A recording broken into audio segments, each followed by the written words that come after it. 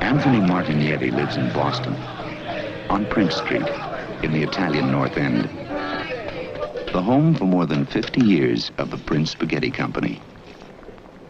Anthony knows a lot about local Italian customs.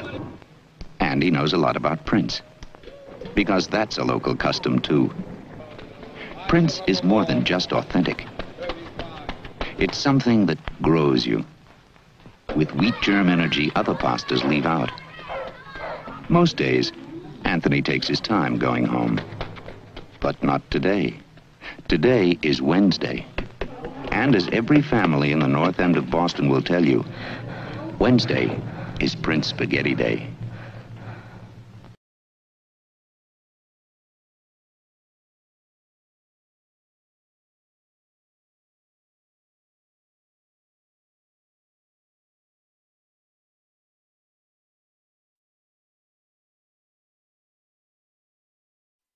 The Incredible Hulk will not be presented this evening. Damn, damn, damn!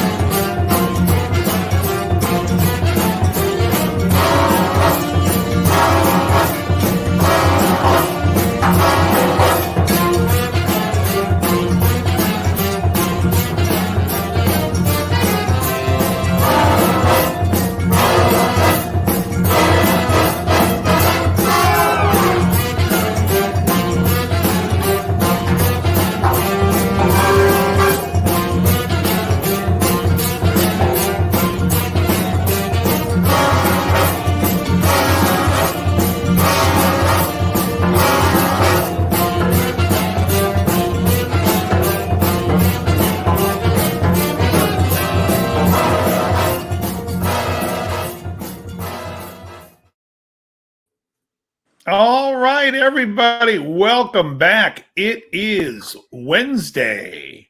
We have Matt with us today. Welcome, Matt. Thank you, Dave. Hey, welcome, Matt. Welcome, Krellbar. Yo, everyone. And without any power, and he still made it onto the show using his iPhone, Joe is here. Hey, everybody. Joe. Joe was going to do the show live from a suitcase tonight, but decided Live from the toilet. So me and Joe been talking about it today. Joe, I didn't think you caught it as funny as I did, but I think afterwards you see the absurdity that I see in it. Yeah, the more I'm thinking about it today, the more I've been laughing about it and shaking my head. I was crying on it. So what happened is somebody calls me up. There's a local police thing that's been going on, murder. And so somebody asked me to look it up and see there was this. And so I looked it up. Well, now my computer is filled with people doing like interrogation videos. And this woman calls the cops and they get to her place and she's like, yeah, he's not breathing. And they're like, what happened? She goes, we had a good day. We had a good day of activities. We painted, we made puzzles, we played hide and seek. Hide and seek. I'm sitting there going, what the hell is going on with this hide and seek? They found the dude in a fucking suitcase. I remember that one. I remember that one. You could hear him groaning in the suitcase too. When you see her video. Yeah. She is like out of her mind. He's screaming her name, going, get me out of here. She goes, that's my name. Don't wear it out. Like she's 5 years old. It's unbelievable. You guys have to look. First of all, the guy whose video it is, and I can't remember his name. He's an attorney. It says, attorney reacts to woman who thinks she's going home. But whatever the guy's name is, there's a rap song at the beginning. What's that attorney's name? That itself is fucking gold. The guy's videos killed me. He's got two songs. He's got a rap song intro and a different one for the outro. Oh, it's great though. He's hilarious. So he's selling people. Please stay around for the outro song. It's really good, dude. It's fucking great. I wish I could remember the guy's name. She called 911. My boyfriend's. I think he's dead. How do you get a fucking call? Can you imagine you think you're getting pranked? She says, I went upstairs to go to bed. I have no idea what happened. They're like, well, there's a video in your phone of him crying to get out. And she's like, fuck you. This is for everything you've done to me. She goes, turn that off. What are you guys trying to do? Get me upset? Are you trying? Yeah, that's what we're trying to do. Are you trying to kill me? Yeah, she just says that. Are you trying to kill me? Please, I can't take that. Are you trying to kill me right now? We had a good day. Yeah, we had a great day. A lot of activities. We made puzzles. We painted. We did a lot. We did some more puzzles. We did more painting. I love when the lawyer goes, I wonder if the body's got any paint on it. Right. But then she says, they said to her, but he has two black eyes. Oh, he's always running into the wall. That's what she said. In all seriousness, she's selling this. She's like, oh, he's always running into the wall. Every time he gets on a bike, he's crashing. Was he on a bike in your home? No. I saw how that do you a get while those? ago. What's that? How did a grown man get in the suitcase? How does he get him in there? To me, that's the joyous part of this video. Is the whole time you're wondering how the hell did this guy get in the suitcase? Again, very fun. And the Lord said, "Let there be light." Look, the light came on. Computer and everything, and I'll be back with real power and shit. All right, cool, awesome. I'll see you in a minute. All right. So it was, and it's absolutely nuts. Let me see if I can see, because I should post the guy's video. Let me just see if I can was looking it. for it. There's a tons of videos on that. No, I just have to go to my history. I probably watched it. It's not Andrew Flushy, is it? No. The guy looks like Billy Bob. Why is this giving me no? Here, no. I know I watched it like 3 or 4 times yesterday. Here it is. The criminal, the Bruce Rivers. Yeah, Bruce Rivers. Oh, I love Bruce Rivers. Mm-hmm. Let me see if I can find the right one, though. Here it is, Sarah Little. Okay, let me copy this. Share. Copy. All right, it's in the chat, right? CLR Bruce Now. Rivers. That's it. Ah. Yeah. You got to if you guys get a chance, you have to check out this video. First of all, Bruce Rivers funny as hell, hysterical. The other part I love is she's explaining that she doesn't remember most of the night. She's like, "Well, I went up to bed. I just expected him to come up to bed." They're like, "How? He couldn't get out of the suitcase. I thought he could." She's like, "I'll tell you what, I am never drinking again."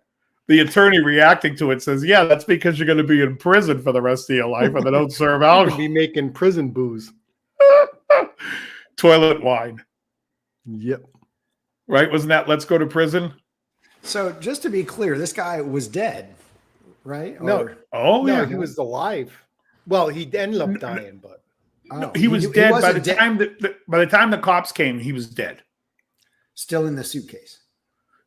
I think she got him out because she was making gurgling noises, and they were like, "Lay him on his back, do this, do that."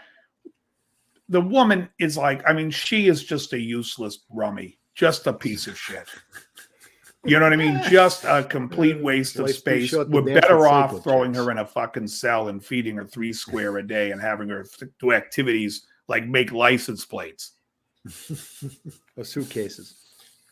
It's you have to, Matt, you have to watch the video because the whole time I'm watching it, I'm like, this woman's unbelievable.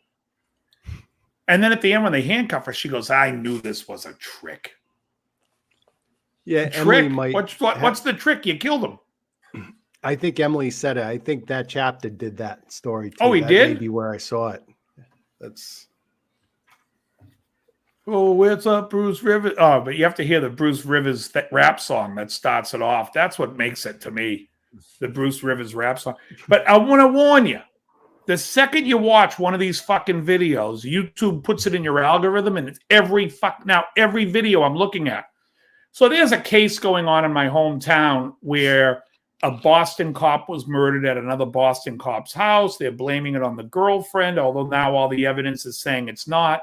And it's been a crazy thing here. Everyone has an opinion on it. For me, I'm like, I don't see how they're going to convict the girl that they think that the cops think did it. And I don't think anyone thinks she did it. But so whatever happens, happens. I'm not going to make conjecture of what I think happened. I don't care that much. But since I looked that up one day, now all of a sudden I'm seeing a million videos. That can happen. Is that the key lime flavor? If you just talk about something. Cherry limeade. Yeah. Your smartphone's always listening. So it really is. If you're just talking about something, you're like, "Hey, I was just talking about that. Now it's in my feed. What the fuck?" Yeah. Yeah, it's ridiculous. But the funny thing is there's so many of them. And I watched a couple of Red Tree Crime. There was one kid who killed his mother. There was just some weird fucking people in the world where I'm just like, what the hell? Like, how do you think you're going to get away with this? Yeah. So anyways, but this chick was just completely like, and I felt bad for the ex-husband because he's like, they have a kid together and she gets time and he's just like, it's really difficult because she drinks all the time and the two of them are always arguing and it's just chaos over there. Anyway, so that part of it sucked, but hey now. But anyways, that was very entertaining to me this week. Extremely entertaining. And Krellbach, Jim was asking about you last night. Yep. He said, Where's Jim? I said, he doesn't come out every Tuesday. It's more rare that he comes out on a Tuesday than makes it. He was just asking about you. Yeah, usually when I am there on Tuesday, he always comes in a little late, and I always get to see him before I leave. Yeah, he was there pretty early, probably like 7:30 yesterday. Mm-hmm. He's a good dude. Yeah, speaking of cigars, I put in an order for some. I think I told you that. I know I was talking with Joe about it. The Nub Connecticut's. I asked his recommendation on that, and he says it's his favorite nub. And it was weird with the pricing. It was like $69 for 20 cigars, which is a great price. But if you want the 24 box, it's 169 or 162. Right. So I Because go, they're what going the to give hell's you going those. on? They're going to give you the leftover singles and everything, Yeah. which is fine. Yep. Put it Fine in by your me. humidor. It's fine anyway. Yeah. Oh, like you need the box. What are you, JHS? He's got the box. And I made But the JHS. Josh made Scott. the short What's the- ribs this past weekend. How were they? They came out awesome. Asked my brother too. He had some with me. I can And just you ask know, you. I take get your what you're opinion. talking about, the fat content and stuff. That day, I went carnivore for a day, and I literally had like 2 sausages and 2 of the ribs in the morning. And then I went, picked them up in Warwick. We hung out for a while, came back. And I said, hey, you want some ribs? So he had 2. He was stuffed. I thought I could fit 2 more. And I was laid out for the rest I of the told day. you, man. It's like I shouldn't have eaten that much. I had like four ribs and 2 sausages. When you get that amount of fat in your body, all of a sudden you're like, oh, like you feel Listen. satiated. You don't. I mean, when did you eat the next day? Did you eat earlier the next day or way later? No, late. Yeah, because you're not going to get hungry. Yeah, and another thing is I told you already. I did one in Dr. Pepper, Diet Dr. Pepper. Right? And How another was one that? in beef broth. You know what? If there is a difference, it's subtle. Yeah, I think it has okay. to do with maybe a little more tender or whatever. But the broth doesn't taste like Dr. Pepper afterwards. It tastes like a good beef broth. Right. I saved the broth afterwards. Okay. I did skim a little of the fat off because there was an insane amount of fat. And it just, you know, when you get a lot of fat in a broth, it's like, oh, yeah. It's Oh, yeah. like, I don't want that much. But yeah, I'm going to use that next time I make a beef stew or something. And here's Joe. Oh, and your recommendation for a Dutch oven. I figured that my blankets just don't hold enough heat. So I went out and bought a Dutch oven. Did you buy one? They're not that expensive. You get them at Walmart. Well, I actually got a really good heavy one. It's made in France, but it's not the Le Creuset. It's still half the price of the Le Creuset. Yeah. No, When I buy they're- cookware, I glass buy top. I premium mean, they're stuff. usually Yeah. pretty good, but they're good to make ribs in. And that kind of Mine's thing. all cast iron ceramic. So Andrew Collins is asking, what about the new Gibson CEO? So I don't know anything about him. You know, one of these things that I have to tell you guys is I don't care about these guitar fucking companies and who's running them anymore. I just don't care. No. If they come out with something good and that's affordable and that's worth the money, I would get it. But I really don't think I would. I'm actually selling 2 of my Strats because I'm going to build another Strat, the one that I showed you. And so, I don't know. It just doesn't, like what No, why Gibson does. I know the YouTube community is so into it, and I don't understand it. No. Like, oh, like when Curly took over, oh, the company's going to be good. No, it's not. It's the same. They're making the same shit for way more money. You know, like when they came out. So I don't know if you know the story about Burstbucker pickups, but when the Burstbuckers came out, they were basically, they were the PAF. They were clones of the PAF. A company in Japan had what do you call it when you take something apart to reverse engineer? Reverse Thank you. engineered, yeah. They reverse engineered them and basically sold it back to Gibson, something like that. And Gibson put it out as the Burstbucker, right? Because it was the Bucker that came out when the Burst guitar came out. Now they're like, oh, now we use a 3. What is it called? The Alnico 3, and it's the custom Bucker, and it's so you have exactly what the reverse engineered of what everybody wanted for 50 fucking years, and now you're going to one-up it. You're going to come out with a pickup that's different, and you're going to say it's better. Anybody? Don't let down the cork sniffers. Yeah. Do you know what I'm saying? It's like, imagine if someone said, listen, we want to find out exactly what makes a Stradivarius. And they get the violin and they realize it was whatever the kind of finish they put on it. So they absolutely corrected they put out the exact finish, they made it. And then they're like, oh my God, this makes everything sound just like a real Stradivarius. Well, now what we're going to do is we're going to have Abigail Ybarra use her own special paintbrush. First of all, I have to tell you, Let's put the a other day clock. I told somebody as a joke, I said, I just paid $300 for Levi's jeans. And my buddy goes, $300? Are you out of your mind? I'm like, they were sewn by Abigail Ybarra. And then he started laughing. He knew right away. He's a guitar player. He's like, I'm like, that's the fucking same thing. Are the stitchings any different than a regular pair of Levi's? No. That is insanity. Yeah, it's done on the winding It's the machine. same. It's done on the same sewing machine. It's to the point where they're treating the fucking women, what do you call that? What do you call that kind of worker? Manual laborer.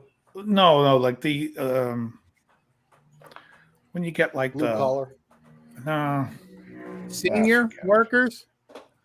no, I'm thinking more like of the Mexican variety when they have the Immigrant workers. right. Well, you know when they say like if you say like, oh, you want to go apple picking, and it's like it's the immigrant work Oh, the camp, like a migrant- fantasy migrant- camp, Migrant worker fantasy camp, right? So it's the same thing. It's like, we have these migrant workers working, but Abigail Ybarra has been winding these pickups for 40 years. So we're going to charge $6. Really? Well, get me the girl that just fucking started using the same fucking machine. And I want to hear the difference. You aren't going to hear a difference, but it's absolute insanity. You ever guys see Running Man? Yeah. Yeah. Uh-huh. It's like when they call out all the and Abigail Ybarra, from now on will be referred to as Dynamo, and she comes out in the fucking electric suit. Well, I was just picturing, imagine if Dynamo. they did like a documentary on that or whatever, and they open up a back room, she's there winding pickups and is just fucking miserable. And get the fuck out of here. Oh, absolutely. Have you guys ever seen what a cigar factory looks like? It's literally like about 100 fucking migrant workers just sitting there, all these women just rolling cigars. And could you imagine? We're going to have this woman roll yours. She's been with the company 30 years. Oh my God, they're going to be so much better. No, it's going to be the same fucking Did she thing. wash her hands? Right. So are you selling her cigars for more money than the girl that just started last week? No, they're the same. That's what I thought. Yeah. Abigail Ybarra is going to be sewing jeans, folks. Get your Levi's because James Curley just hired her. No, he's going back over to Levi's. So going back to like who's running Gibson, I don't care. First of all, is Gibson going to come out with a guitar that has bested the Les Paul? The Les Paul's the model. To me, Fender, if it's guitars, it's Tele and Strats. If it's basses, it's P basses and J basses. Mm-hmm. Right on. Well, you know what pisses me off? That's funny, Hugh. Exactly. I get an email the other day. You know, I always get emails from these guitar, like American Musical, all those. And it's like, Gibson's putting out Flying V's and Explorers. Now, I want an Explorer. I love the Explorer shape. Oh, my God. Let me go check it out. $24.99 to $29.99 in this day and age. Are you out of your fucking mind for 7 pounds of wood that a fucking machine CRC'd? Yeah. Come on, man. Well, I mean, and also I did a video about Fender releasing some guitar. I did it like one of my rant and raves. This guy comments this week, and there's 2 of them. And if they're watching, you 2 are the dumbest shit for brain guys out there. Fuck you. These guys are like, how do you even have a comment about the guitar? You never played it. Yeah, I never played it. I've played so many Fenders. They tell me they're releasing, and they tell me the specs, and it's the same as the American Standard. I think I can figure out how the fucking thing plays fucking Einstein. No, anyone that sits there and like, you have to play that instrument to know. No, I don't. I saw an ad yesterday. It says, oh, that looks pretty good. It's interesting. Let me check it out. And the first thing I do is go look at the headstock. And it's made in Mexico, which I got no problem with because the one behind over there is made in Mexico, and I fucking love it. But $1,300? You go fuck yourself. Yeah. $1,300 for a Mexican. They lost the plot. Cheech, to the question, we're trying Wednesdays. So we'll see. No more Mondays for the rest of my life? I don't know. I don't care. But for right now, the show's on Wednesdays. But honestly, like these people, it's like, you can't tell me how it played. Look, all these guitars played the same. I've played a Strat as early as a 1950 broadcaster with the serial number 22 over at Norman's Ray Guitars. I've played a 51. I've played 51 no-casters. I played a 52. I played a 52 reissue. They're all relatively in the ballpark. If you like the big fat necks, that's a different feel. If you like the flatter radius, that's a little different. But once you know the specs and you've played them, you don't need to sit and play every guitar. Fender comes out with an instrument, I can tell you right now, it's going to suck. I have to change my frets on them. I like the jumbo frets. To me, everything they play just always plays like middle of the road. Now, if you build another guitar, right? I know in the past you've taken like Mexican bodies, sell the neck, and then get a Warmoth neck. Have you ever gotten a Warmoth body? Yes. My yellow guitar is all Warmoth. Oh, that's all Warmoth? Yeah. Oh, so the yellow one's all Warmoth. The black is a Mexican strap body. The white one here is a Mexican strap body. And the natural that I'm going to make is a Mexican strap body. But yeah, when it comes to it, like, look, the reason why Charvel was so popular was because they did a nice job at what Fender couldn't do, which is make the appointments more current. You know, they would put like Floyd's on it, or they would put, Fender finally caught up, but it's like still the radius and other stuff. I'm not saying Fender's bad. I'm just saying when you come out with something new, I don't need to play it to tell you whether I care or not. 99% of the time, I won't care. They're not coming out with anything with stainless frets. They won't be big jumbo frets. They're not going to have a 1 3/4 nut width. It's all the same. They make 900 flavors of lemonade, but it's all lemonade. That's all it is. Lemonade. So, Speed for Hire says he wanted the 84 model. I believe the 84 was when they reissued the Carina wood. Was that what they did with the Explorer back in the 80s? Mm-hmm. Oh, it was 78 too 76, first, right? 76. That's it. 76. Yeah. Well, they have a 58 Carina Epiphone. And nowadays, it's probably better to get that than the actual $3,000. What I can't understand is that, while the Les Pauls were a lot higher in price, I mean, before all this pandemic shit, I mean, Les Paul was going for like $2,400 or something like that. Yeah. Les Paul standard. And the Explorers and V's were going for like $1,400. Around that range, for still well under $2,000. Now I guess they jumped up as well. Hey, Krell, do you got the sound effects playing? I keep hearing. No, that's me. Well, you got what is that? They're not crickets. They're like frogs. I was hearing that too. Are they in the house? Oh no, they're loud as balls, and they're out. Oh. They're not even in my backyard. They're in the area after my yard. They're gonna put you in a fucking suitcase and play hide and seek. I have every time I go outside, I feel like I'm gonna run into Ray Milland and what's the guy? Sam Elliott. The movie Frogs, 1972. Yeah. Horrible movie. Horrible horror. Hello, Mikey. Hi. Hey, Mikey, what's happening? So, anyways, the other thing I wanted to say about that was nothing more about guitars. What else was there on the agenda? Oh, I know. I was listening to Scorpions today. They came on when I was in the gym. Drifting Sun. Do you guys know that tune? Uli sings it. Not familiar with it. Great guitar tone. But what I don't like is, so he goes back and forth on that song from his bridge pickup to his neck pickup. And his neck pickup is really dark. He's playing through a Marshall. When the bridge comes, it's nice. But it's, if there's ever a case for me where I say I don't love a Strat going into a Marshall, it's on that. I just think it's a little too fizzy.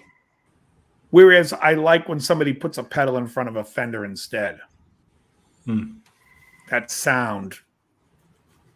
Have you guys been watching Josh Scott videos at all? JHS? Nope. Yes. Entertaining. Yeah, very good. He's entertaining. They do there's a lot of nonsense talk on there, but it's fun. Like they're into, like he loves pedals. Yeah. He's really into pedals. Yeah. But it's a lot of people miss the point of that video he did where he put the bad monkey against the clown? Yep. And he even had Yeah. to make a video that said, "Did you miss the point of the video?" Right. Yeah, because people are retarded. I'm unsubscribing. Why? Yeah. The guy's whole message is be happy with what you have. It's good. You can make enough. anything sound good. You can do it. Yeah. And And they they all go sound fucking relatively nuts. the same. Yeah. They went Because- fucking nuts. Yeah, because you're taking the cork away from the cork sniffers. Cheech, I do cardio 4 days a week. I do 16 miles a week. But I do it 4 days a week, and I work out 5 days a week with weights. Killdozer speed. They got What is the it? cork up their ass. Killdozer I am doing, speed. yeah, I am being chased on the treadmill by Killdozer uphill. Fucking killed But it's still, no, it's actually 4 miles an hour. But that's Killdozer speed, literally. and it caught up to everybody. Yeah. That's the amazing thing about Killdozer. The thing's moving 2 miles an hour.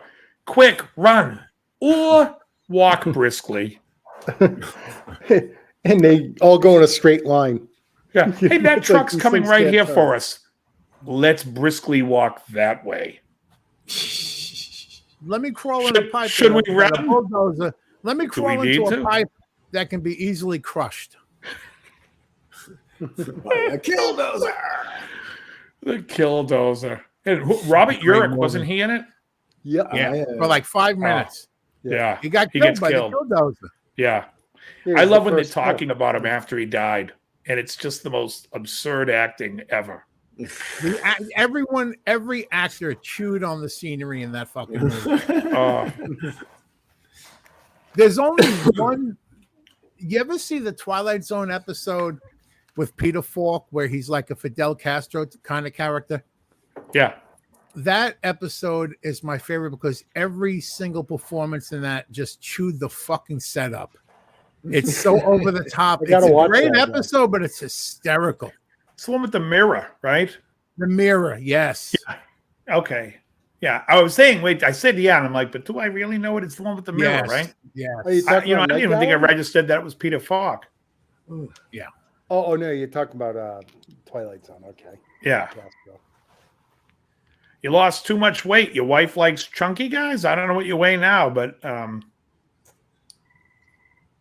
I'll tell you who, is his name Anthony? What's his name? Anthony, not Anthony Edwards. What's the black actor's name that's, I want to talk to you about Yeah, diabetes. Oh, I saw that shit. Anthony Edwards, is it?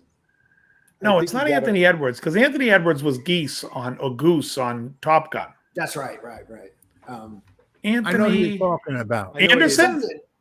Yeah, Anderson. I She think said it. Anderson. Yeah. Anthony, I want to talk to you. Let's get real about diabetes because you're going to end up in these. Hey, buddy, listen, you can get rid of it and stop fucking trying to push people on drugs and your bullshit fucking. Let me tell you, the two most corrupt, the fucking Diabetes Association, whatever the fuck that is, the Heart Association, the Cancer Association, they can all fuck themselves. FDA. They're can all fuck fucking itself, criminal, as far as I'm and concerned. yeah, they could all fuck off. You need to eat more grains. Oh, is that what it's going to do? Yeah. And then we can, and I should stay on the fucking insulin? Thanks, cunt. Yeah, it's fucking unbelievable. Unbelievable. 6'4", 215 was 240 last year. I'd say you're still 6'4". Let's get you down to 210. No, I don't know. If you got muscle on you, man, if you're ripped, I mean, you know, whatever. I weigh 180. Today I weighed 182, but I've been roughly 180, 178 one day, 182 another. But yeah, Well, but I think you settled I'm into your keeping weight. shape. What's that? I think you settled into your weight. Yeah, I think so too. I mean, Well, I it's all still about got you like a putting little bit muscle on. leaner, like in my arms and stuff. Like I could see the fat coming off of here and stuff. But other than that, it's just I'm just getting leaner, like more vascular and whatnot. It's coming off, but I don't think it's going to change much on the scale.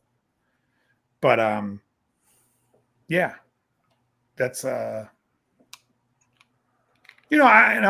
just do my diet. Like I do my one meal. I don't care. People like everyone has like I love when people want to argue with me.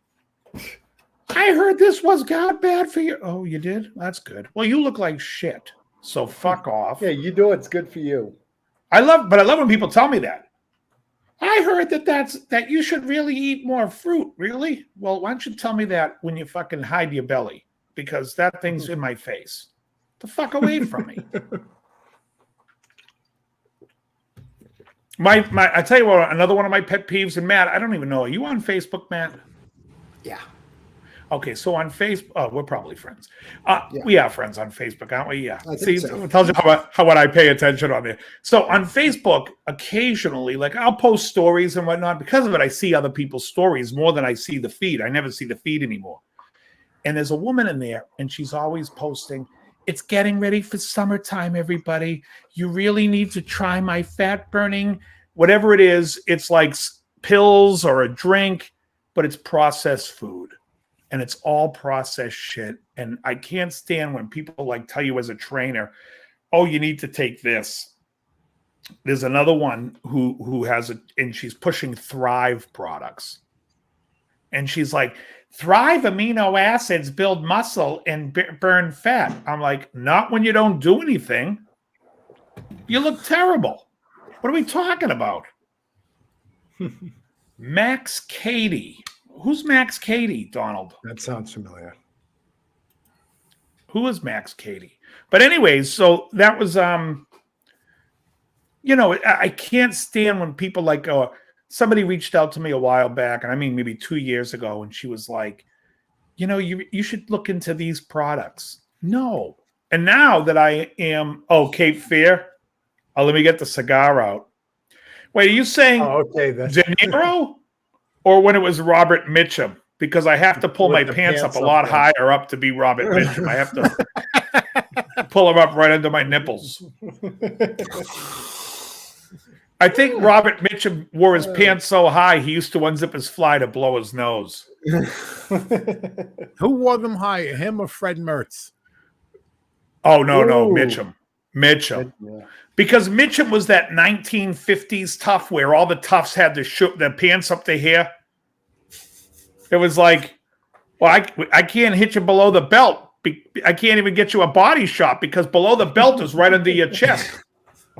You know what I mean? If you guys get a chance to watch the original Cape Fear, please. Robert Mitchum is not very menacing. He's 1950s boys club tough. And then De Niro, for me, is the same. Like, I never thought De Niro was good in that movie. It's like, Mom, outside the mob movies. Mom, there's a midget after our family. Oh, just don't worry. He'll probably choke on that cigar. He's holding on to the, it's like, sorry, De Niro. De Niro is when he's the bad guy, he's the poor man David Patrick Kelly. Come out and play. Right? Oh, yeah. David Patrick Kelly would have been scarier in Cape Fear. Can we all agree? Yeah. He's little amazing more in 48 Hours. He's amazing in Dreamscape. I know Joe loves him. Joe, you He's love in The David Crow. Patrick Kelly.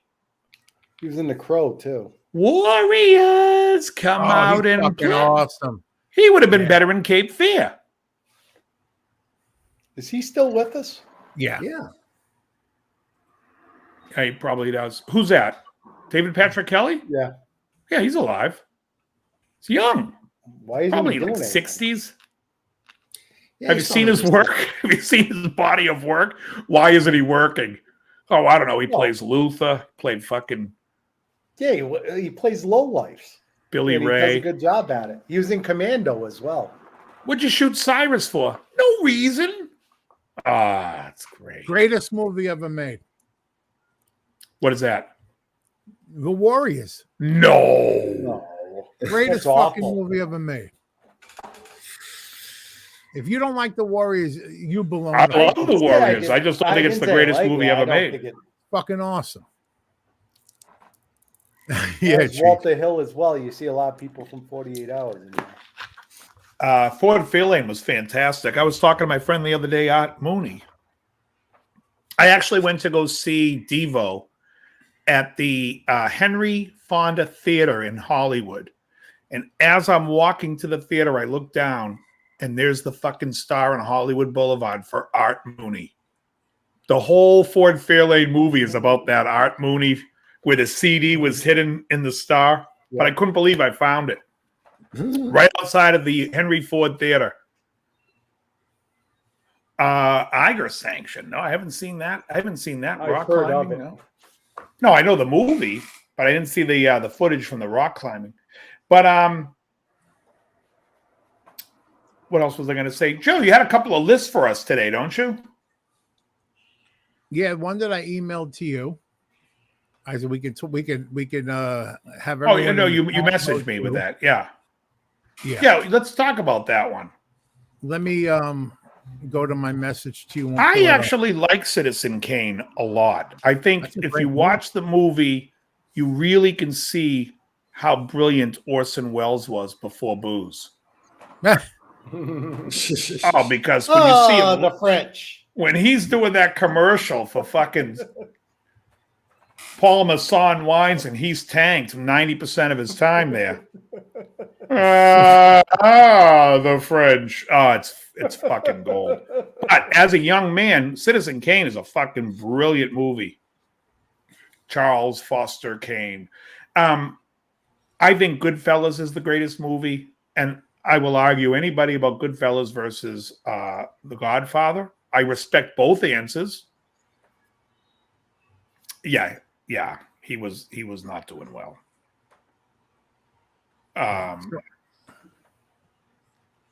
But I anything that you think is the best movie, anyone can argue. I mean, what your favorite is your favorite. What's the best? However, when people say like Casablanca or any of those movies, that I have to fucking Gone with the Wind, I have to say bullshit. Yeah. Bullshit. And don't give me any of these Oscar winners that are fucking so fucking hoity-toity that are just like, oh, it's a film. It's a real film, Jack. It's a real film, Jack. Devil There and you Nick go. Jones, Debbie Does Dallas, the classic. It's a real film, Jack. That took a couple viewings for me to really appreciate that movie. The first time I saw it, I didn't think it was that good, and then watch it a few more times, and then a great movie. I told you, I've been enjoying Event Horizon on Prime. I can watch that. I've watched that like 3 times. I've watched that. Yeah, I can watch it over and over. You want to movie watch just a started. crazy fucking movie? Last night I watched Evil Dead Rise. Oh, how was that? I fucking loved it. Is that the What did new you- one? It's the new one. What did you watch it on? Right here, my computer. No, I mean, what service? What platform? What? I know. He where to can't find disclose things. that without the I can't authorities disclose that without incriminating myself. parachuting That into his archive. fucking yard. Bootlegger! You're a Yeah, say- bootlegger. No, the Internet Archive, same place where I watched Event Horizon because I couldn't find it anywhere. It's on Prime. Is it? It's on You have Prime to now. pay for it then because it's new, right? Oh, no. Event Horizon's on Prime. Oh, okay. Oh, Boogie Nights is fantastic. That's a great movie. It's a real film, Jack. Oh, there's so many great You got scenes the in that. touch. You Try got to the be a little more power. You Boogie see Nights that has a band- lot of what? Cybertronic Spree. They dress up like robots, and they play like a lot of cover songs and some of their own songs. They do like the Immigrant Song, and they did a cover of "You Got the Touch." Well, You Got the Well, yeah, Touch was because done by it was Cybertron is the planet in the Transformers. Transformers, and and that's from what the it's from. Transformers movie. that's what it's from, yeah. Yeah. Okay, So Cybertronic in Boogie Spree. Nights, in Boogie Nights, there's a lot of references to a movie called Putney Swope. Buck Swope is one of the characters, and the director Don and Cheadle. writer of Putney Swope was Robert Downey Sr., who plays the recording studio owner in Boogie Nights. Oh, okay. That's a YP, not an MP. That guy, that's Robert Downey Sr. But yeah, so there's a lot of references to the movie Putney Swope. And if you want to see a pretty fucking funny movie, and I forget the black comedian who stars in it, but I love that guy. But if you want to see a really interesting movie from the 60s, check out Putney Swope. And Paul Thomas Anderson was a huge fan of it, which is why a lot of the characters, and there's a lot of references. Arnold Dick Johnson, Gregory. Dick Gregory. Yep, Dick Gregory. Yeah. the guy that played Putney. He's the he's the comedian I love in that, the actor. Yeah, check it out. Anyways, I saw it years ago, and but there's a lot of references to it in Boogie Nights because I think Paul Thomas Anderson was a huge fan. All right, so what was this? The list that you sent me was about the Beatles, something about the Beatles. No, it's not about the Beatles. It's it was something I got emailed to me today. Beatles had more than one singer in a band. No, it said these classic bands had more than one lead singer. Which is your favorite? And you have to choose out of the choices. Okay, what were the choices? So, okay, number 1 is AC/DC. Who do you like better, Bon Scott or Brian Johnson? Well, see, but here's the problem with that. The problem with that is I thought the thing was about having more than one singer at the same time. Yeah, that's what I thought. Like Styx. Like the Beatles. Styx had Dennis DeYoung and Tommy Shaw. I think Tommy it's a Shaw mixture of both. had the heterosexual following. Dennis DeYoung, not so much. What did JY have? No A fault. bad haircut. What did he sing? Heavy Metal Poisoning? That's the worst song I've ever heard. Miss America's not bad. He's a great player, though. Yeah, I think he's a great guitar player. I like what he does. Okay, so Brian Johnson or Bon Scott?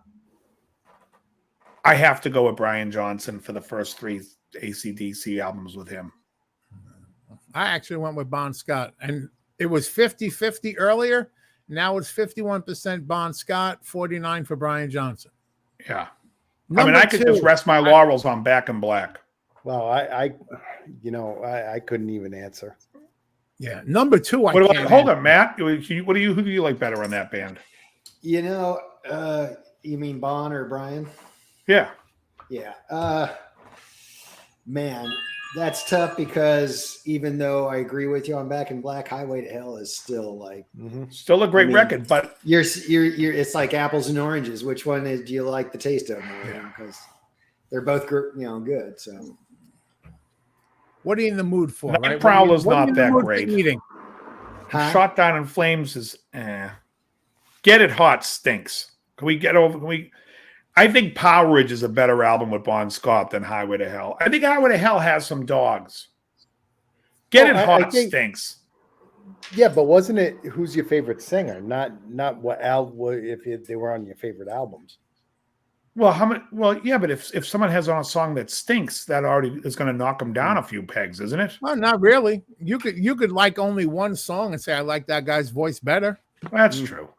Come down to whose voice do you like better? That's how I like Brian Johnson's better. Yeah. I guess you're comparing singers here, not albums. So right, I'll say Brian Johnson. Number 2, but he was good. Fucking nightmare to choose, and I'm Dio and Ozzy. Yeah, no question. Dio. The I better like Dio as a singer Dio. better. What'd you say, Dave? I might like Sabbath's catalog better than the 2-3 albums. Nah, I like Dio better. Matt? Dio's the better singer, but Ozzy is just so. I mean, they're both really identifiable, but I mean, Ozzy's just got. You can't say that he's as good a singer, but he's definitely got his own sound. You can tell him. Oh, yeah, absolutely. And sometimes Dio's a little too operatic for me, even though Rainbows and Dragons. Oh yeah. The Dragons, Kings, and Swords, Castles things is like, it gets old after a while, but right. And but the thing about Dio was he was awesome on Cheers. Look, folks, the Rhea Perlman joke is going to keep coming back. Hey, you take Diane We've got nowhere else to go. Diane Chambers. Okay, moving along. Well, that vote is 84% Ozzy and 16% to Ronnie James. I figured it would go mostly Ozzy. But that's because it's comparing them both in Sabbath, and people like the original Sabbath. And there's something about the original first 6 albums. By the time you get to the 7th, what's the 7th album? Never Say Die? That's a great song, but the rest. Oh, that's the last 8th. That's the last one. So Never Say Die, one song on that album. Rock and Roll Women's not bad, actually. It's all right. Go on.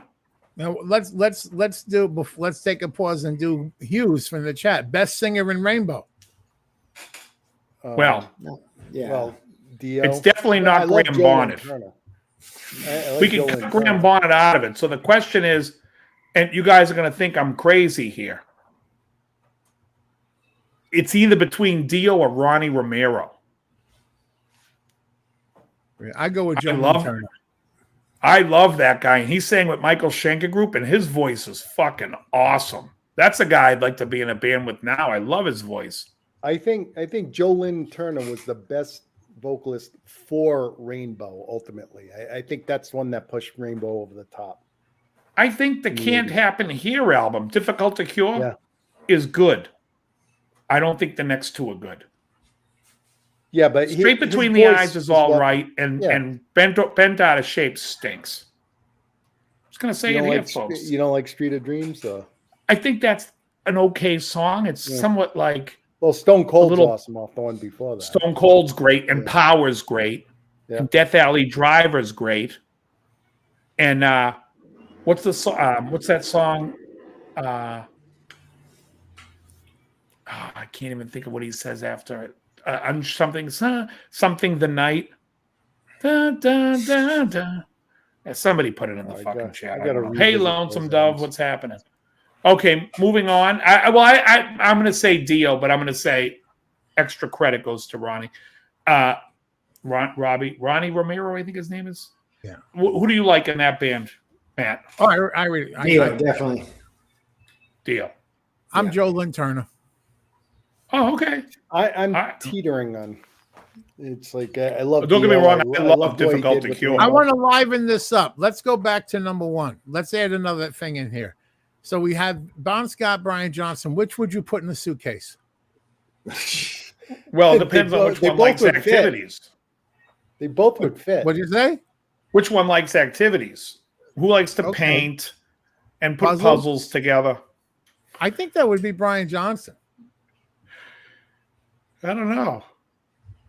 No, I think that would be Angus Monet. He's the one. I you- think you could Ronnie fit him James and Dio Malcolm would in the fit. suitcase. Ronnie James would fit nicely in the Oh, yeah. Rhea suitcase. Plummer with Rhea You'd have Plummer. room.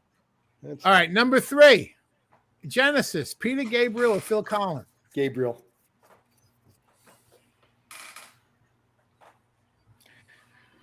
Are we saying which was the better singer for the band? I love Peter Gabriel, Watcher of the Skies. I love a lot of Gabriel's stuff in that band. But there's no denying that Phil Collins, when they did Follow You, Follow Me, the album Duke, the album Abacab, and the 1983 self-titled albums were fucking monstrous. Well, he had the voice to push them into, pop stardom, basically. Well, it wasn't just Because the ultimately, voice, it was Genesis the became the Phil songs. Collins solo group, basically. Yeah. It's absolutely not true at all. But Because go We look Can't up those Dance? albums. Go look up those albums and look who wrote those songs and lyrics. You're going to be shocked. I was. Tony Banks wrote a lot of the tunes, a lot of the hits with Tony Banks. And Mike Rutherford wrote a lot of songs. They weren't songs that I would have bet my life Phil Collins wrote. He had nothing to do with. Wow. Look up those Genesis albums. You'll laugh. It's fucked up. Who wrote Illegal Alien? The puppet, what's that puppet's name? Diego. Have you guys seen the puppet Diego on Instagram? No. No. Oh, it's fucking gold. And he gets mugged by a black guy, and the two of them just start doing insults back and forth. Hold on. You said Illegal Alien? Yep. That's got to be Collins. Okay, that was on Genesis. Genesis? Yep. Illegal Alien, written by Mike Rutherford. He's that crummy guy. Collins wrote Mama, and that's all. I like Home that by the Sea. That's written by Banks, which is my favorite song on the album. Taking It All Too Hard, another one by Rutherford. Just a Job to Do. That might be my favorite on the record. That was Rutherford. I'm telling you, you'd be surprised when you go look, because I recently went down a nosedive of looking up Genesis, and I love the Is that Gabriel stuff. Clarence Rutherford? A Lumpy. Yeah, okay, Lumpy. Actually, I like Fred Rutherford, his father, Yeah, Fred. played by Richard Deacon. Yeah. All right, I'm going to say, as much as I like Gabriel, Ward, my boy. I'm going with Phil Collins. Gentlemen, who else? I'm going with Gabriel. I'd have to do probably Collins because I'm not familiar enough with the Gabriel stuff, but still, Right, and we're talking about in the band Genesis. Yeah. right. That's what I'm saying. Yeah, totally. Yeah, I mean, are you a Yes fan at all? I dabbled in a little Yes. I mean, you like prog? You like prog rock? Like you like? Actually, I like the Trevor Rabin stuff more than I like the Steve Howe stuff. Really? Yeah. Well, but you like Rush, and so you like. Oh yeah, prog rock. You should check out. What's the name of that second album by third album? What's Watcher of the Skies? What is that on? Hugh. What is that on? Fragile. No. This is Genesis. That's Genesis. Oh yeah, you always get Nursery Crime. I think it is Nursery Crime. Whatever that opening song, Watcher of the Skies. Listen to that record; it's fantastic. Oh, Hugh, Tracy Lords, any day of the week. God, Nina Hartley's terrible. What did you put her in the mix? When she was young, she was hot. She had that ass. When she was young, and it is Nursery Crime. Okay.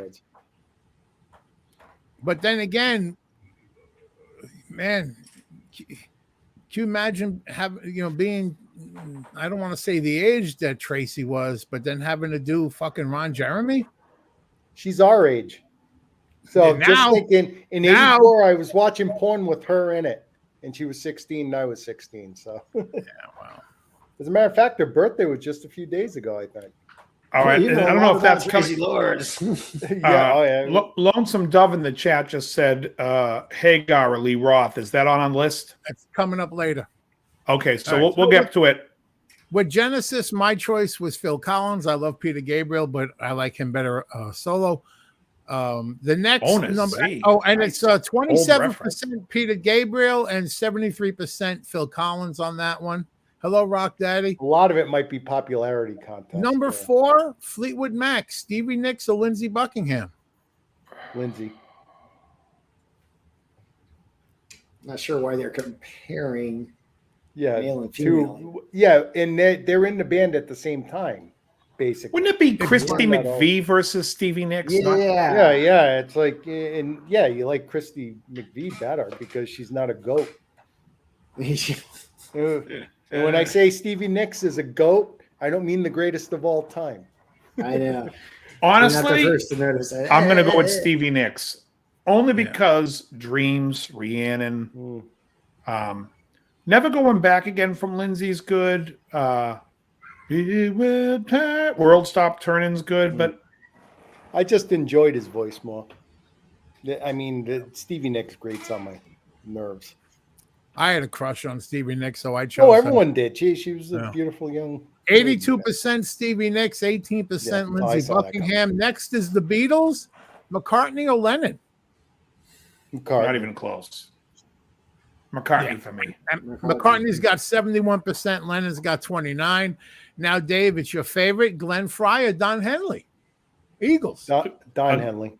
Again, there's no question. It's Henley. Yeah. I go with Colonel Sanders. That's a little that was fucking hysterical. I saw that.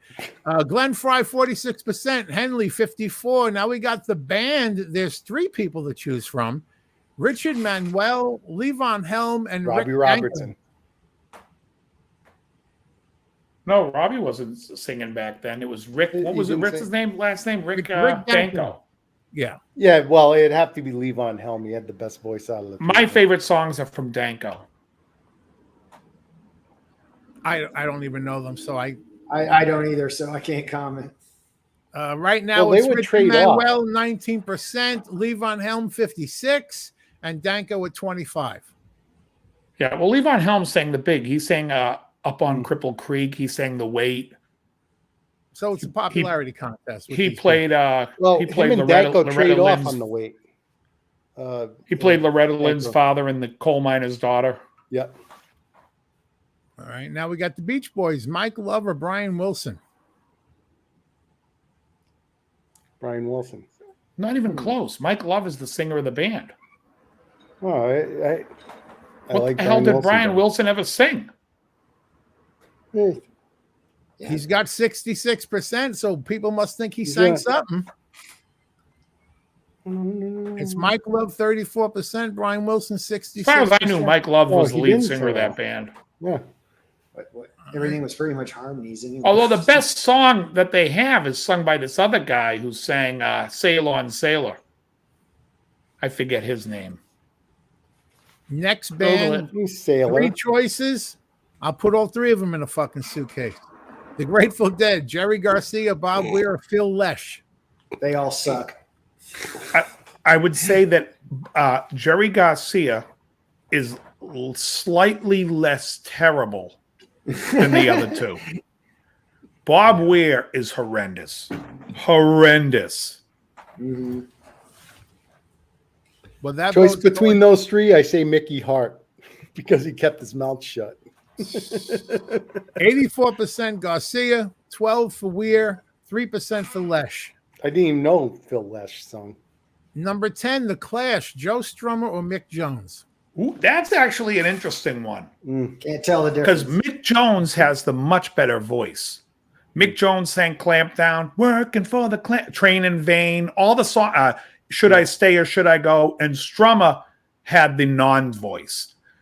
This is the Radio Clash on Pirate Satellite. And he also did Rock the Casbah. For me, it's Strummer. That's the only thing and part of the band that's slightly Not punk. Strummer. I think you mean to say. Mick Jones. No, Joe Strummer for me, 100%. Oh. I like the fact that he can't sing and it's rougher and more punk than the guy who sings the Working for the Clamp Down. God, lordy, Lord. okay. I do not care. And I hate Big Audio Dynamite. Oh, okay. I fucking hate Big Audio Dynamite. Mick Jones to me is a sassy fucking queen. Well, that vote's going 40% Joe Strummer, 60% Mick Jones. Wow. Number 11 is a 4-way dance for Crosby, Stills, Nash, and Young. Ooh, now we're getting somewhere. Ready? I can go tell you right now, Steven Stills. without a doubt in my mind, Steven Stills is the best singer in that group. Yep. Dave, for some reason, your camera is all blurry. Yeah, it I can goes- see it that. goes It says I blurry. have low testosterone. No, it says I have low. I'm looking to see Self-esteem. why. Dave's. Oh, I know. I'm on the wrong. Hold on, folks. I'm on the wrong internet. Hold on.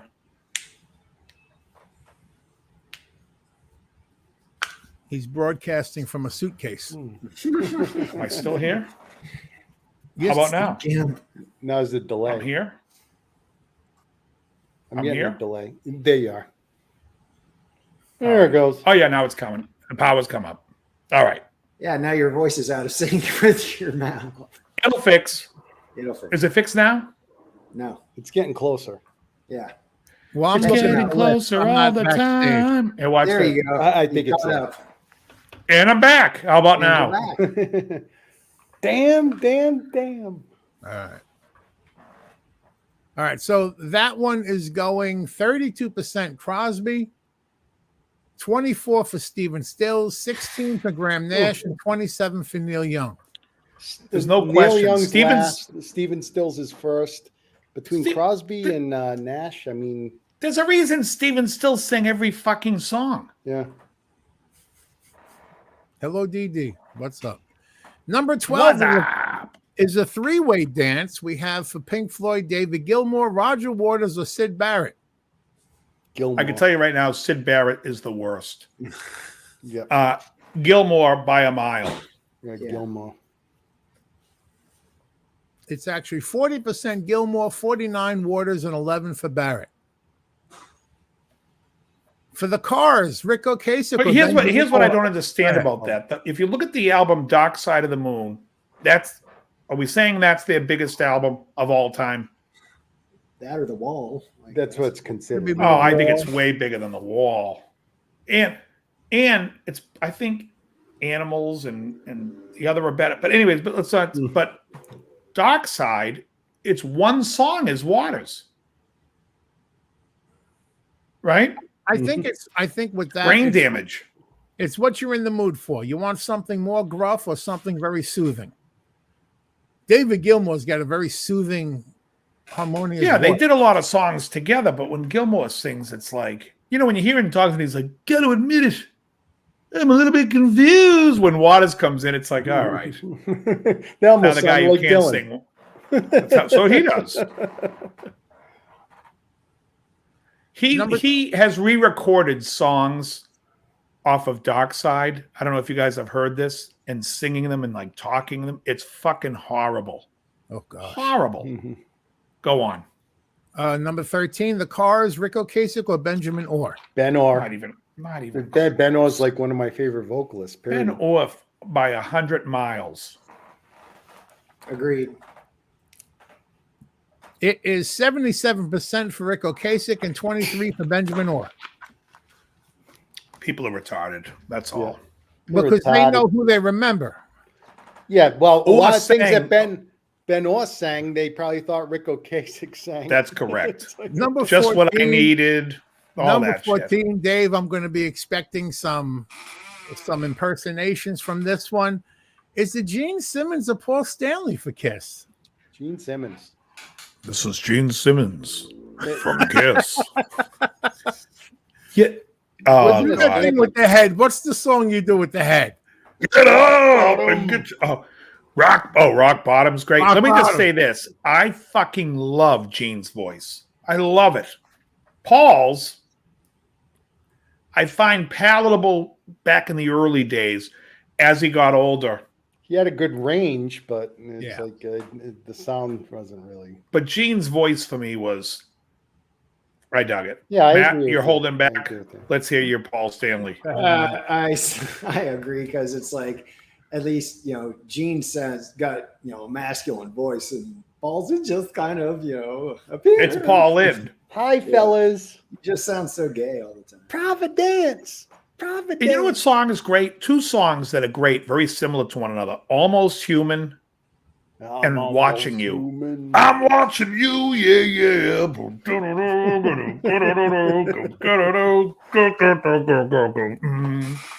Everybody else is here watching you. Oh, Gene was great.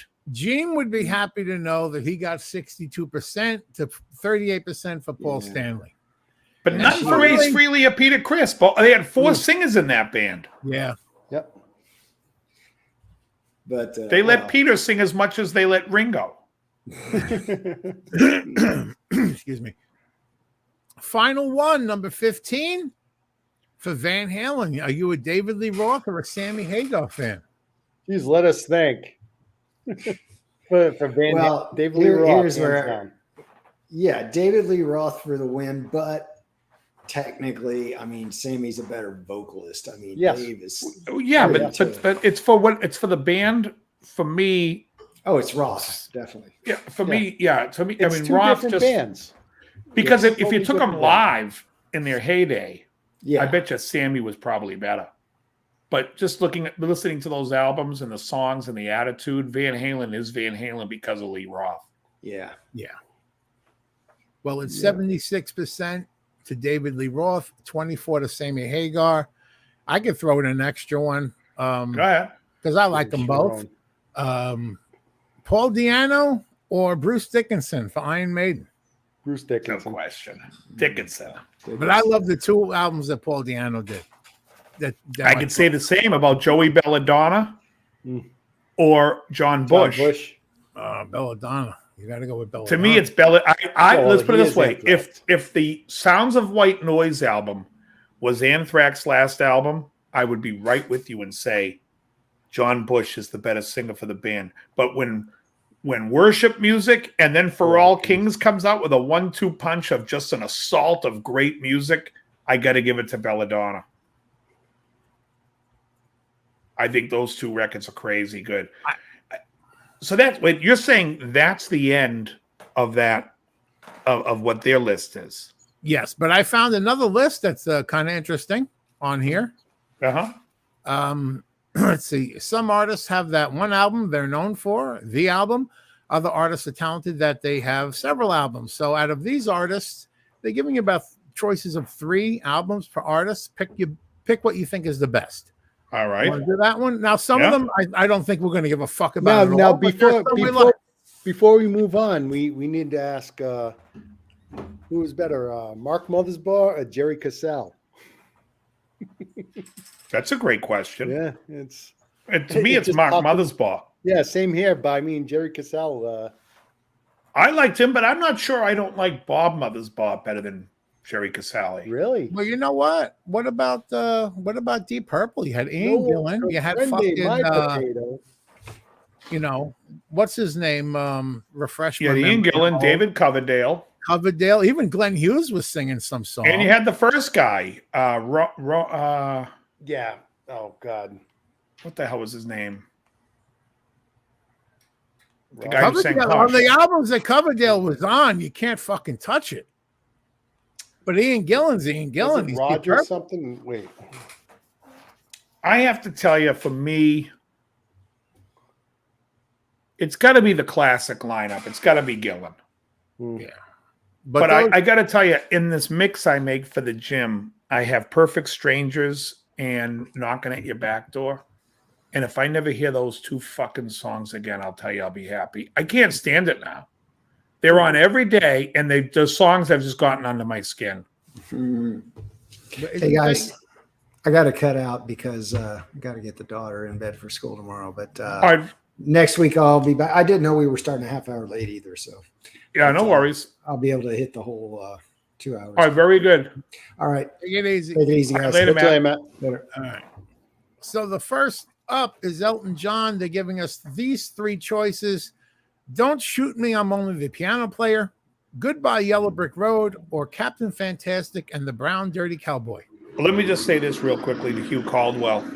Hugh Caldwell, I don't know who's a motorcycle. Okay, it would be Neil Young for me because I can tolerate Down by the River.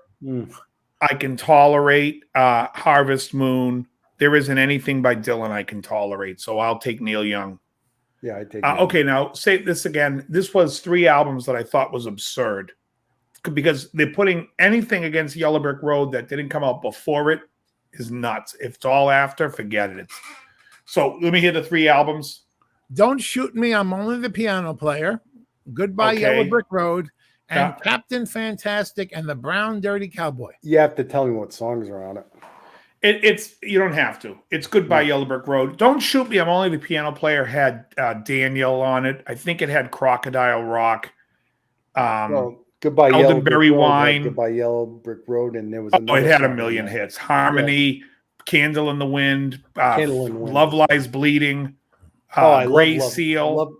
Love Lies Bleeding, best Elton John. Gray Seal, Benny and the Jets. For me, Goodbye Yellow Brick Road. What's that? Hugh is abstaining from the vote. Well, the thing is to me, Tumbleweed Connection is his best album. Madman Across the Water is probably his second best. And then I do like Goodbye Yellow Brick Road. Well, I put our vote as Goodbye Yellow Brick Road, 78%. The other 2 got 11% each. Yeah. Next up is the Beatles. We have 3 choices. We have Sgt. Pepper's Lonely Hearts Club Band, The White Album, and Abbey Road. Abbey Road. Hands down, Abbey Road. Okay, so it's funny. I'm going to go... You can't say The White Album.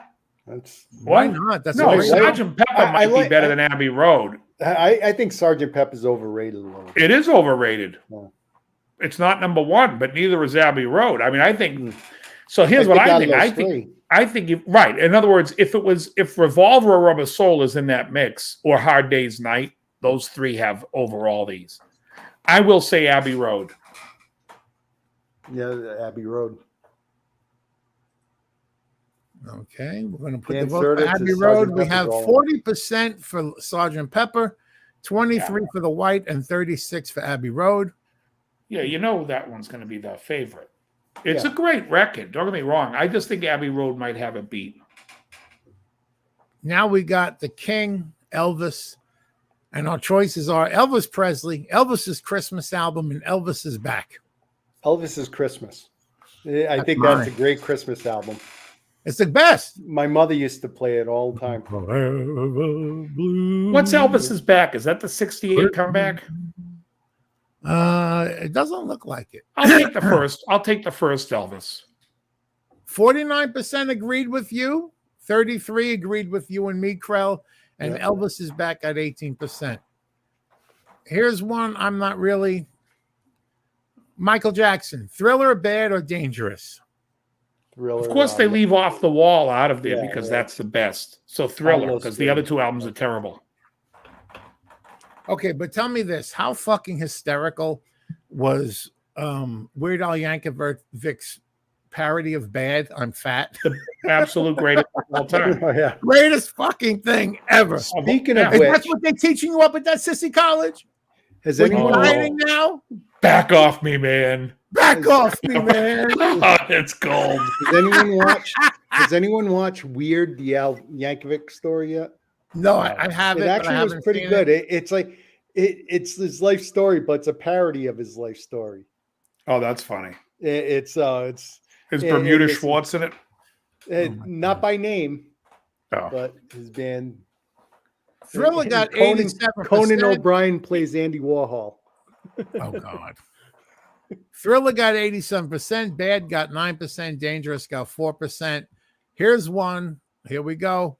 Queen, News of the World. That's my choice. My intro to Queen. The Game or Night at the Opera? Wow. Wow, Now, well, the Game I like, but I love the Game and I love News of the World. A Night of the Opera is good, overrated. The album before it and after it are way better. Yeah, I'm going to say News of the World. Well, that was my choice. You're with me. I can't go with the Game. The Game's produced better. Well, let's see. You've got Death on Two Legs. You got I'm in Love with My Car. Yep, My Prophet Best Song. Friend. Prophet Song. Prophet Song. Yeah, Good Company. The Seaside Rendezvous. 39. Sweet Lady, Hugh, you got good taste. 39. 39. Versus News of the World, which is We Will Rock You. We Are Champions. Fight from the Inside. Yeah. All Dead, All Dead. Sammy was low. Yeah. It's late. It's late. I'll take News of the World. You got to It's late take on it. that. News of the World got 26%. The Game got Get 18. down, Night make at the Opera. love. Oh, yeah. Night of the Opera, 57%. Here's one. Madonna, Like a Virgin, True Blue, or Like a Prayer. I put all three and Madonna in a fucking suitcase. I'll take Like a Prayer. Well, I not knowing all of the songs other than title tracks off of the thing, I'd have to say Like a Virgin. I'm going to say this. Going back to the Queen, The Game is their best produced album. Mac. Dragon Attack is phenomenal. It's got to be Mac. The song Play the Game. I like Sail It's a Away, Kind of Sweet Magic. Sister. Mm-hmm. Save It's a Me. Kind of Magic. Don't try suicide. Just Nobody go ahead. loves. Nobody gives a damn. Did Mac do under the next album, Hot Space? Oh, that's a good question. Because Cool Cat reminds me of that production. Wow. I'd be surprised if Mac did that. All right, moving on. I'll look So it it up was while you- Like a Virgin, 69%. True Blue, 15%. 69%. Like a That's a Prayer, hell of a- 16%. Here's one we can go with. Led Zeppelin. We got only three choices. Zeppelin 2, Zeppelin 3, or Zeppelin 4? Zeppelin 2, Zeppelin 3, or Zeppelin 4. 4. Yeah, I'd go with 4. Well, apparently people are stupid. They don't know what's on what album. Zeppelin 2 got 44%. Zeppelin 3 got 18%. 4 got 38%. You know, I believe it because 2 has Heartbreaker, Livin' Lovin' Made, Whole Lot of Love, What Is and What Should Never Be. I mean, it's a great. 2, but 2 is what got me into them. 4 to me is more iconic. Here's one I got to tell you. The next choice. These are 3 good choices here, and right. for me, a lot of it is what you're in the mood for.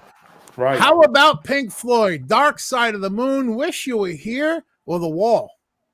Dark Side. It's so funny that they're leaving out the great stuff. Yeah, Animals. No, So it's Dark Side, Wish You Were Here, or The Wall. or The Wall. Wish You Were Here. Yeah. Oh, really? You like Wish You Were Here better than I Dark could Side of the listen Moon? to Shining You Crazy Diamond all 10 parts all day. Then you got Wish You Were Here, you got Welcome to the Have a Machine, cigar? and Have a Cigar, and then you're done. I think Dark Side's great. But you I know, think The Wish You Were Wall's Here is got- a better record.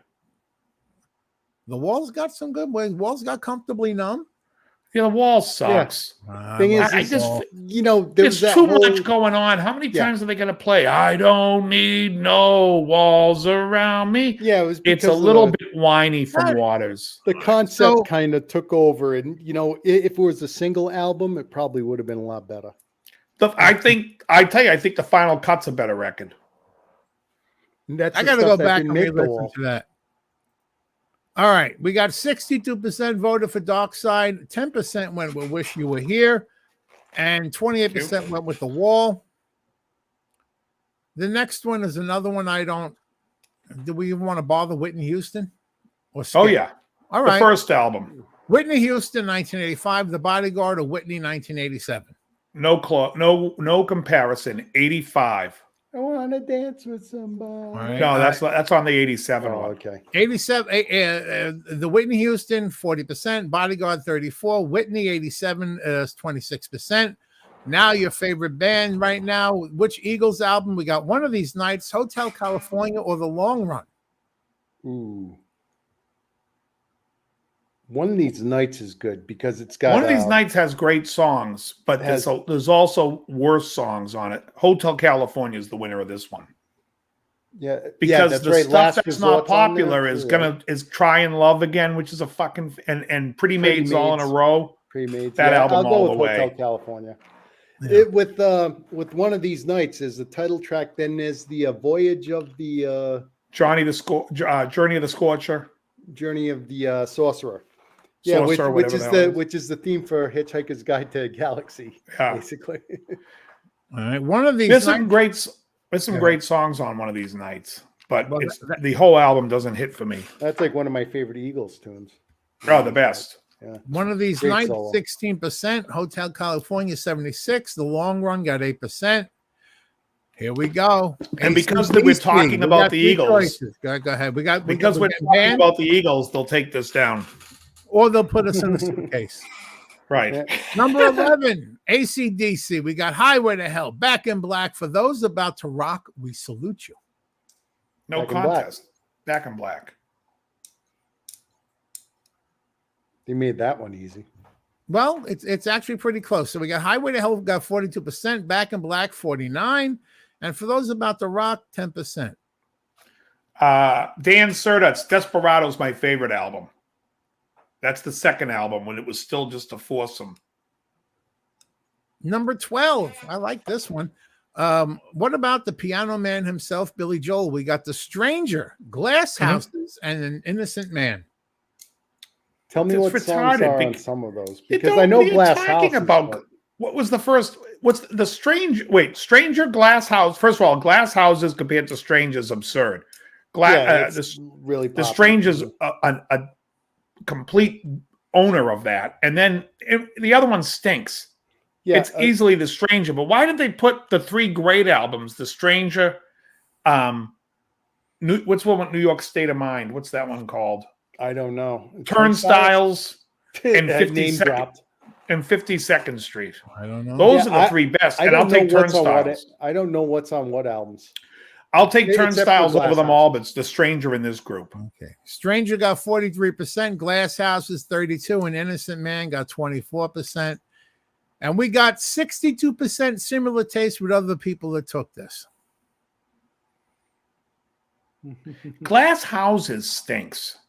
What's the matter with that song stinks. Yeah. It's still rock and roll to me. Sleeping with the Television On. 52nd Street's a fantastic album. The Strange is a fantastic album. My Life on Turnstiles is the best. Was My Life on Glass Houses, or was that My Life is the for opening song on 52nd Street. Which one has theme from an Italian restaurant? Stranger. Is that the one we picked? Yeah. We How chose wisely. How about Just the Way You Are? Stranger. We chose wisely. And The Stranger. And She's Always a Woman to Me. Only the Good Die Young. It's a huge record. But I do like Billy Turnstiles Joel better because I do like Miami. I love Summer Highland Falls. Say Goodbye to Hollywood. I love that record. Oh, I needed this business card. I have to email this woman. Excellent. Yeah. Hey, Joe, were you into Billy Joel a lot, or? Yeah. But Yeah, I never really was. For me, it was the greatest hits. So I don't really know the single albums.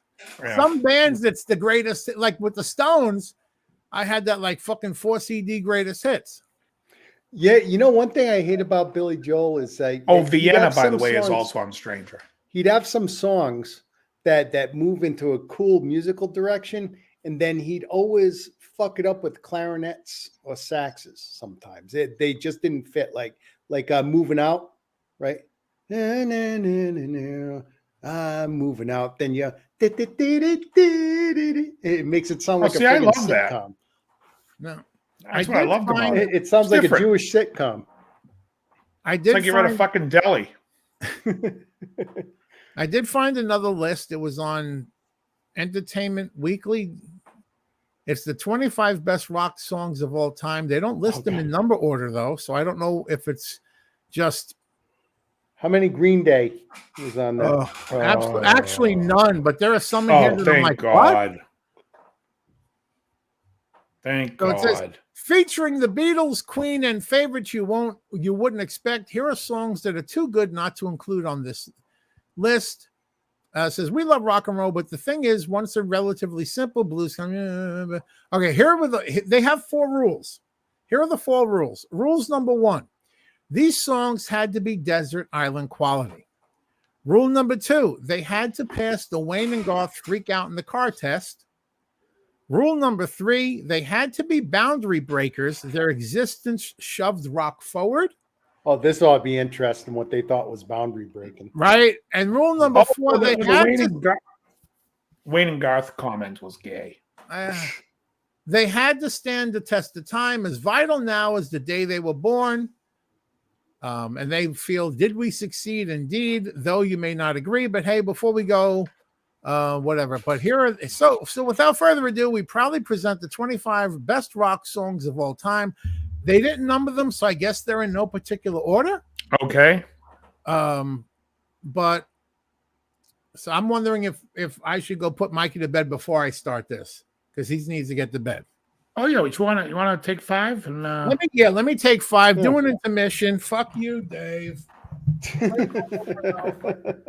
Pacino, you hear what he said to me? Fuck you, Dave. Where's that? So we have this coming up when I get back. It's a fucking joke. Where the fuck is the thing? I think Vito needs to sing for Judas Priest. Looks like it. Especially when you see the live Goomba Priest. The 1983, what is that? Us Festival? Yeah. I don't know if you saw, I got my white guitar over here. I've been playing that for the last couple of weeks. Remember I had the black one over here for a while? Yeah. That's the Mexican body, right? I know we were supposed to do the Black Sabbath list last week. Okay. You have it? Yeah, I've got the list. I gotta go grab it. I mean, I know all the songs. I just can't remember what order I put them in. I remember order or some. This ought to be surprising. Do you have yours together? Yeah. Hang on. Yeah, I have it here. Dave, you got me thinking about Stevie. Just looked her up. The Enchantress in 74 is still hot. Well, I'm not a huge Stevie fan, but I like the songs.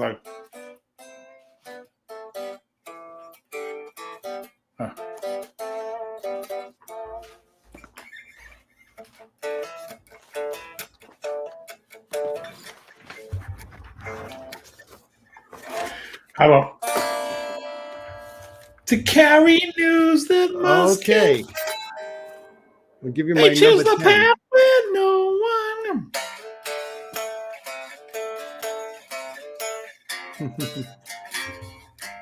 It was actually kind of a tough list and the later things, but as All right, so it got this me, list is Krellbar and I. We came up with a list last week. We didn't discuss it.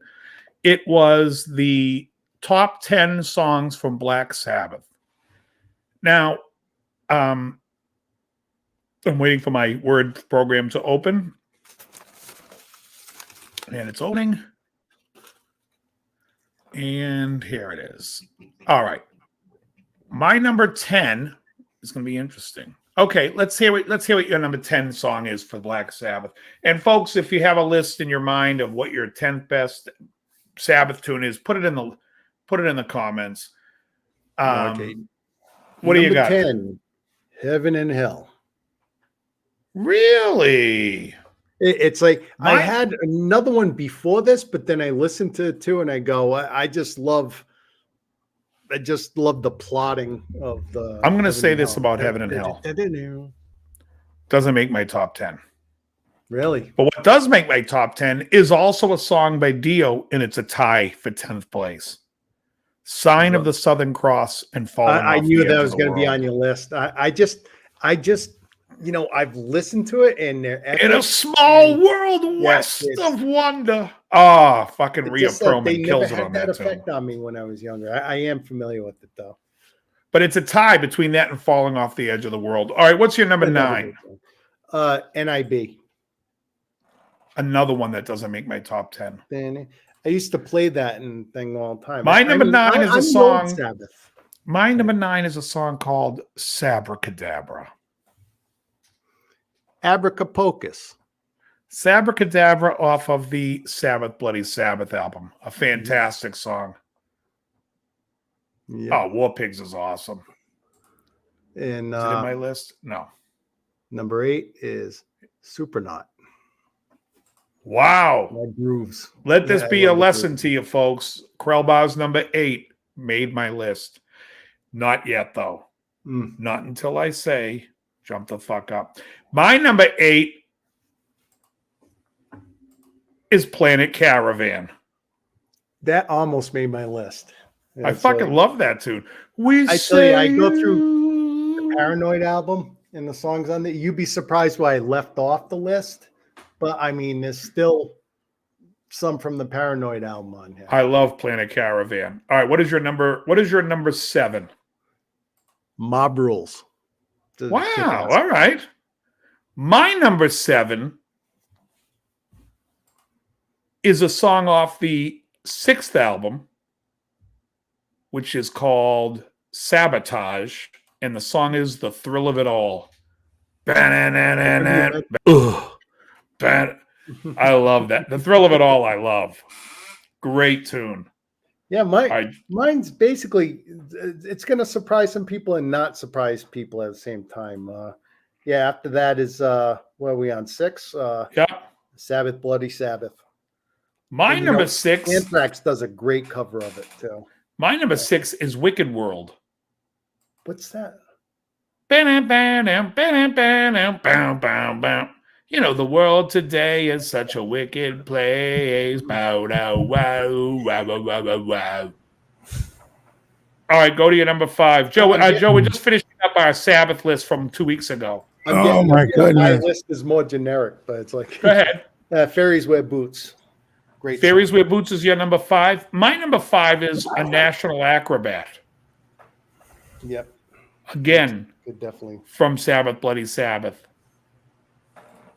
Okay, number 4. Children of the Grave. Wow. My number 4 comes to us with Dio. Lonely is the Word. Really? The last song on I Heaven gotta and Hell. listen to a lot of that stuff a little more. Number 3? Yeah, well, I know what your number 1 is, and it's my number 3, Neon Nights. Wow. Krellbot being a little fucking intuitive. I'm going to say this. My number 3 is Supernaut, your number 8. And you see how I remembered your number 8, folks? I don't understand when you watch Classic Concentration on Buzzer how people can't fucking remember what number they looked under. And I think the Corolla was under number 6. No, that's the VW Bug. I mean, well, if you guys ever get a chance to watch on Buzzer Classic Concentration, it's the worst automobiles I've ever seen in my life for prizes. The original Toyotas. All right, you're up with number 2. Number 2, and I just love this song. I can listen. I remember when WAAF went off the air. This was the last song they played in Black Sabbath. Title song. Not the first. My number 2 song for Black Sabbath is a song called Snowblind. Great song. Great song. My eyes are blind, but no, it's not even. What's your number 1? Because we all know what my number 1 is. The definitive Sabbath song, probably the best lyrically, probably Ozzy's best vocal, War Pigs. I love War Pigs. Really? My number 1 is Neon Nights. Yeah. And I'm not going to try to. Yeah, and only because it's the greatest song they ever did, so there's no other reason they should be able to. It's the fastest song. Later, Rock Daddy. You know, a lot of people would say like. I think you can listen to AAF online though, can't you, Andy? I think they have an online presence. You can go to AAF.com and listen to the radio there. I love Children of the Sea. It just didn't make my top 10. I had to think of the 10 most iconic songs that for me. And I like the riff from Symptom of the Universe, but Ozzy's voice in that is just. I don't like Symptom of the Universe. On that album, I told you the only song is The Thrill of It All. Well, that song is the best. That competes with Neon Nights as being the fastest Sabbath song. Neon Nights is the fastest one. I think Symptom of the Universe may be. Turn Up the Nights fast. I think Mob Rules is a million miles an hour. Close the tree. How about Trash? That's fast. Yeah. Yeah. Well, we try to forget about Ian Gillan singing. I love that album. Watch it. Actually, you know, Trash is catchy, but I mean, the Zero the Hero and stuff is kind of. Well, I was doing about $100 a day. The video stuff. Could tell you one lyric in that song, but I can imitate it. All right, what do we got here for this list? All right. Starting 25. off, like I said, no numbered. Then they didn't number them, so why, you know. On this list, they have I Love Rock and Roll by Joan Jett. Fuck off. Just fuck off. That's all I have to say about that song. After that build-up. After that, the song sucks. It's a cover, and the original sucked. What boundaries did that break? It didn't break. It's not a desert island. It's not desert island. It didn't break any boundaries. Not Wayne. Well, it is a desert island. If I have to ship one song off on a desert island that I'm never going to hear from again, it would be that one. Coming up next is Born to Run, Bruce Springsteen. I like the song. That's my favorite Bruce song. And that's because I'm not a Bruce fan. I would say it's not the best song on that album. Mm-hmm. I think Thunder Road's a better song. I like 10th Avenue Freeze Out. Mm-hmm. Yeah. All right. Familiar with those. This list so far is already fucking hitting the wall. Go on. I never said it was a good one. So next is Starman by David Bowie. As a starman. How'd that I like it better when Dewey Cox sings it. First of all, Starman is a decent song. Do you but want on Ziggy's? Go ahead. Sorry. Yeah, but on Ziggy's Stardust, it's not even a good song compared to the other songs in the album. 5 years. I mean, there's so many great songs on that record. Let me go back to the Joan Jett because they have something to say to you. So what if it's a cover? Joan Jett owns this song with every ounce of her being. With vinyl black hair and Gibson sculpted arms, she doesn't just love rock, she is rock. But her toughness was no act. When the Runaways broke up, so they got a little reason why they picked each one. Say the first sentence again. Let me tell you my retort. Just the first sentence. So allow me to cover. Joan Jett owns this song with every ounce of her being. Tell that to the publisher. Well, what I was going to say is that Rick Dees owned Disco Duck with every ounce of his soul. Doesn't mean it was a great song. Yeah, but he wrote it. I Love at Rock least and he Roll's a wrote it. fucking cover, and she didn't write it. And it's like, oh, she made it her own because we have a fucking dykey, short-haired fucking girl with a Gibson guitar singing it who's ugly as piss is all of a sudden now I'm supposed to be excited about it. Every little girl, I remember every girl back then was like, oh my God, I want to be Joe Jett. I'm like, and you can be. You are not attractive. You have you get yourself some leather pants and a leather jacket. What it takes. Put some eyeliner on and do everything you can to make yourself less attractive. You're on your way.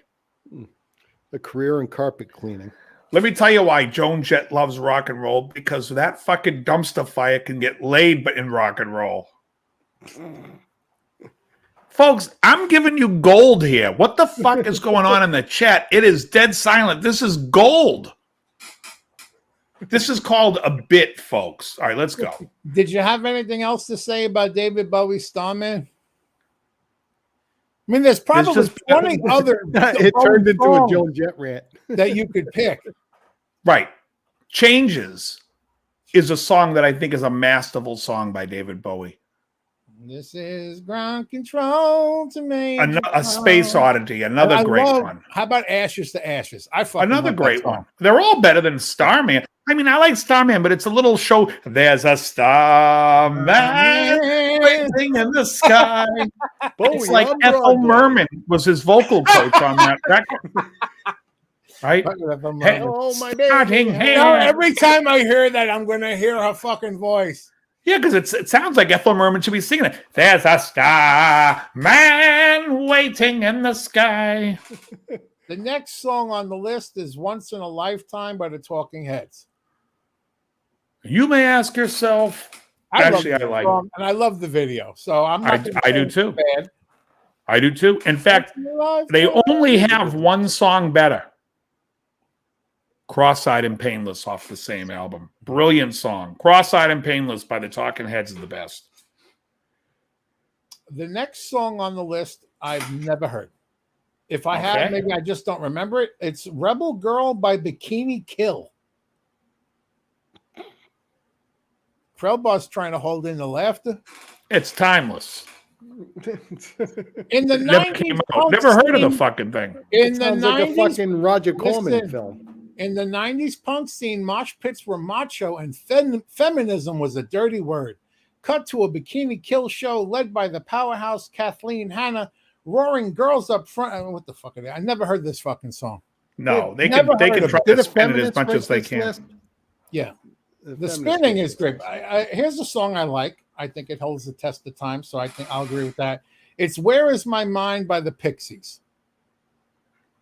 I like the Pixies. I don't love them. I know that song. Yeah, Frank Black. Yeah, most people know the big song. Was the big song is Here Comes Your Man. Bow do dow do dow do dow dow. Here Comes Your Man. That was the big Pixie song I know. Yeah, you had this one in tons of movies, though. Well, because it's the one everyone knows from the end of Fight Club. Right, that's Andy Dion just said that. The next song on the list is Whole Lotta Love by Led Zeppelin. I like it. I don't know if it's iconic as what they say, groundbreaking, as big today as it could have been. There's so many other Zeppelin songs that are better. I mean, you could have picked Stairway, because Stairway's got everything in there. I think Stairway's a far better answer. Yeah. Plus, Whole Lotta Love, they got sued and lost. Did they? Yeah, they got sued by it's the same song as look up the song by the Small Faces called You Need Lovin'. It's Whole Lotta Love. They ripped off the vocal for it for sure.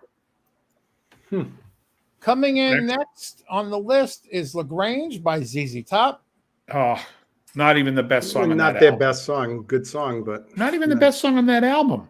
Jesus Just Left Chicago, Waiting for the Bus, Beer Drinkers and Hellraisers, Have You Heard, Hot Blue and Righteous. I'll take all those songs over LaGrange. Coming in next is Fell in Love with a Girl by the White Stripes. Terrible. This list has just entered douche status. Next one is Bohemian Rhapsody by Queen. That's gonna Not make even every close. fucking list. But It does not deserve it.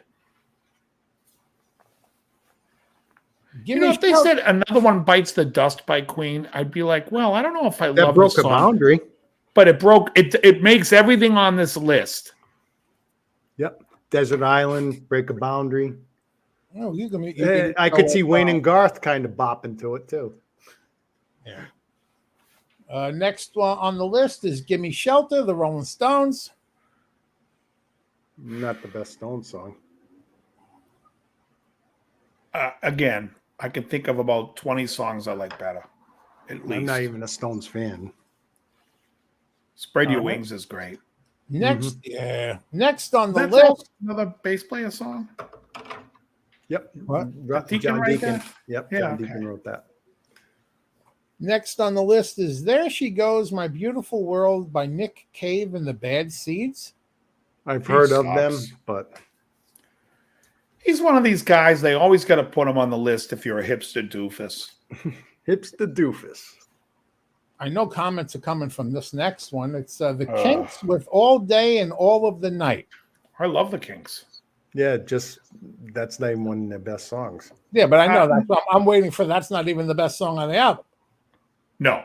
Well, I No, don't in know fact- what else is on the album, but Yeah. In fact, it's a weak song from them. But I get it. It's a pop thing, and it was. I think "You Really Got Me" would have been more. Yeah, Waterloo Sunset's far superior here. but you know Absolutely. my King's favorite song, "Down at the Pally." Come Really? dancing. You like that one? I love that song. Oh man, I wanted to pull my hair out when that 1984 that was. I'm with you, Krell. I do not like Oh. it, but I do love the Alley Pally. That's the Alexandria Palace. Coming in on next on the list, "London Calling" by The Clash. Yeah. The song I like. The album's overrated. I do like the song. If you were going to choose that or "Rock the Casbah," which would you go with? I like Rock the Casbah. "Rock the Casbah" Yeah, is fucking musically, classic. yeah. That's held up the test of time. But now we're talking about the 25 greatest rock songs, so it doesn't even belong on here. I know. The next one, "Blitzkrieg Bop" by the Ramones. Fucking just Rochambeau me. My favorite Ramones song is "Pet Cemetery" off of the album of the same name. They did a funky cover of Palisades Park. It's Not a that was fan. Interesting, but Next song on the list is "Smells Like Teen Spirit," Nirvana. Fuck off.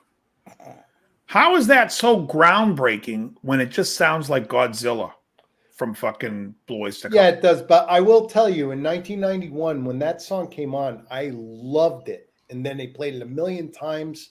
It was different for the time, and after the first million times, it's like fuck that. I'm going to read the Hugh first Caldwell's. Hold on, but Hugh Caldwell's correct. "Lithium" and "Heart-Shaped Box" are way better songs. Yep. And "Lithium" is that's a song. There was that song on Nevermind that I thought sounded like The Police. I think it is "Lithium." I can't remember. Next what on the song. list, I'm just going to read this sentence and you see if you can guess what song it is. "Blank represents Jimi Hendrix as Zeus, hurling strat-shaped thunderbolts down to earth." What? The name of the song, I'm leaving it blank, Yeah. represents Jimi Hendrix as Zeus, hurling strat-shaped thunderbolts down to earth. So you It know better it's a not be Hendrix Purple song. Haze. No, it can't be Purple Haze. It better not be. Wait. Let me just think of the songs. There's Voodoo Is it Child. Voodoo Child? Yeah. Probably Voodoo Child. Voodoo Child, "Slight Return." Yep. Yeah. I don't see the lightning bolts, but Next Well, on he the stood list, up next to a mountain, chop it down with the edge Yeah. of his hand. yeah. next on the list is one of That was the Dave's lightning favorites, "Gloria in Excelsis Deo" by Patti Smith. That's the hipster doofus pick. Yeah. Patti Smith. You gonna go see Patti Smith live? No. No, to see some stinky pig up there jumping around horribly singing. I'll pass. Yeah, I'd rather see Patty Smythe in her Pig. heyday. Next on the list, Search and Destroy from the Stooges.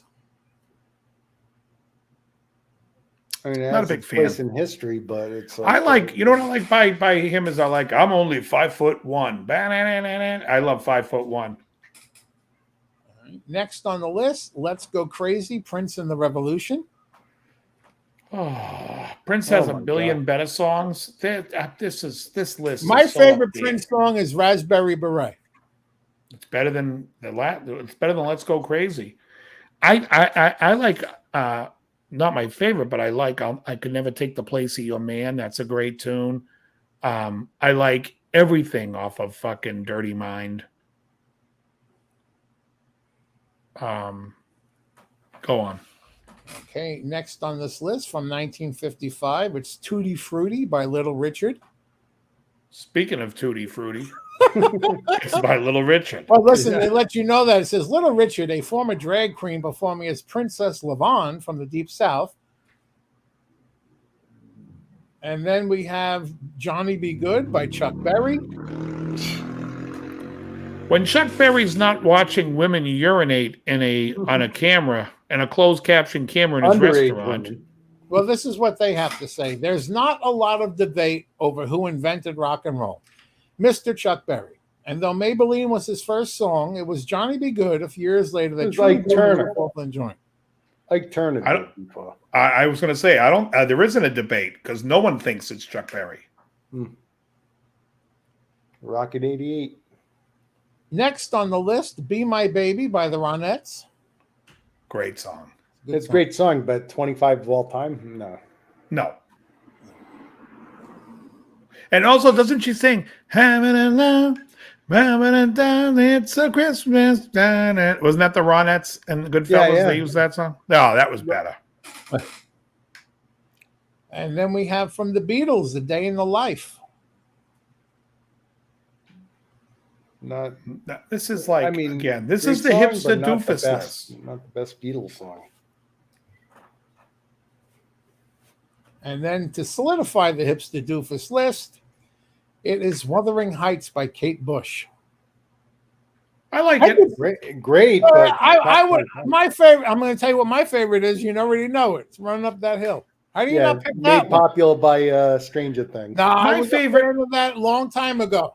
My favorite by her is Babushka on the opening track on Never Forever, and I think the whole Never Forever album is great. I think she's great.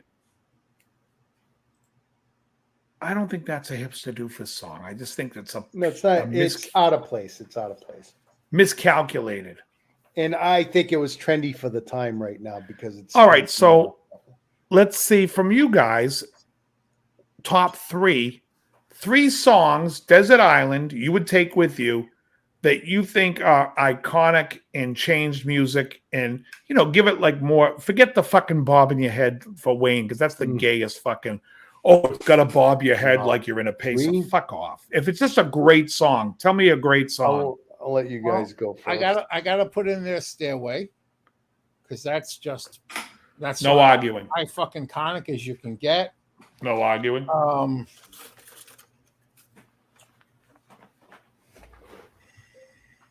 I'm going to throw one in the mix right away. I'm going to say Roundabout. Okay. Yeah, that's cool. I just think it's so iconic and different, and nobody does anything like it.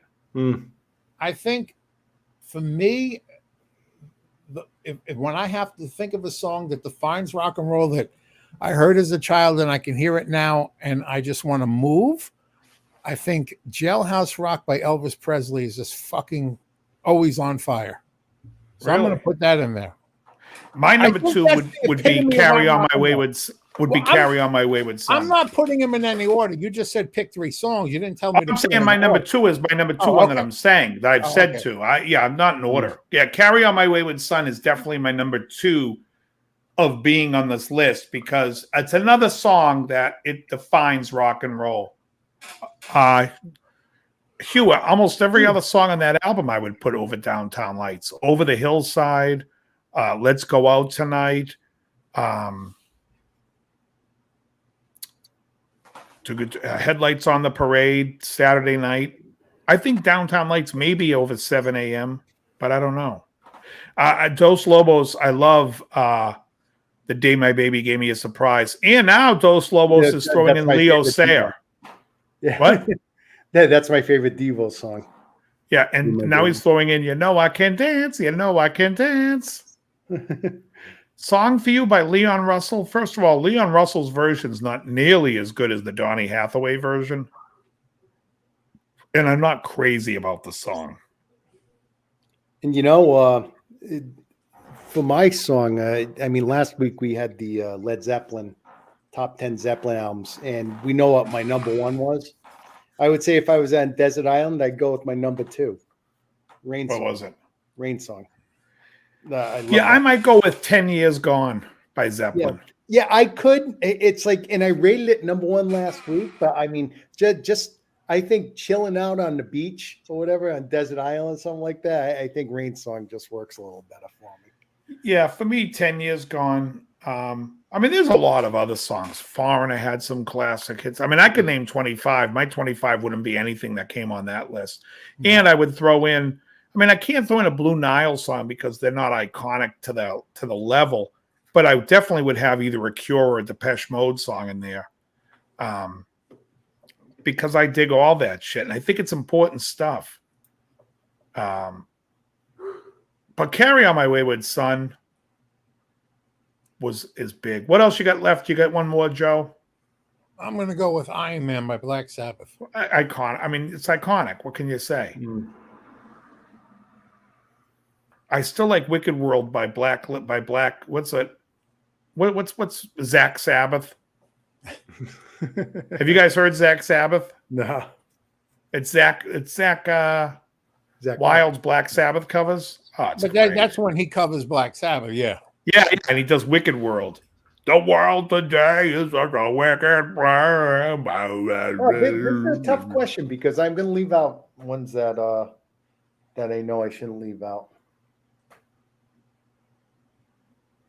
I go Zeppelin in there. I would have to go with one of my favorite Beatles tunes, I would have to say.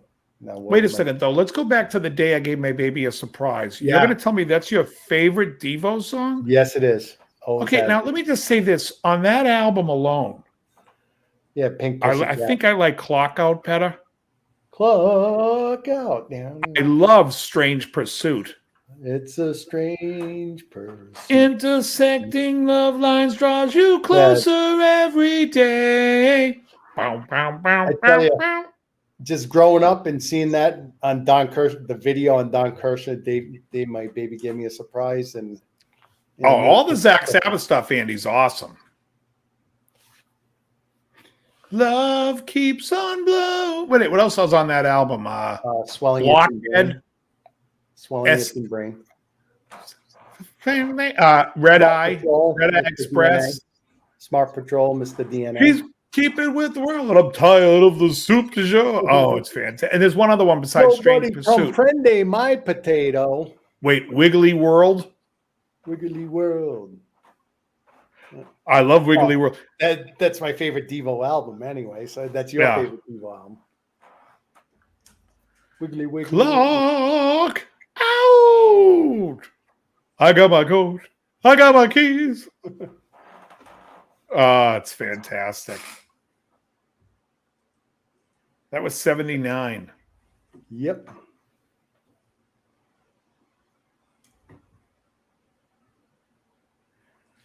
Are you guys familiar with? You guys aren't really familiar with like Elton John or.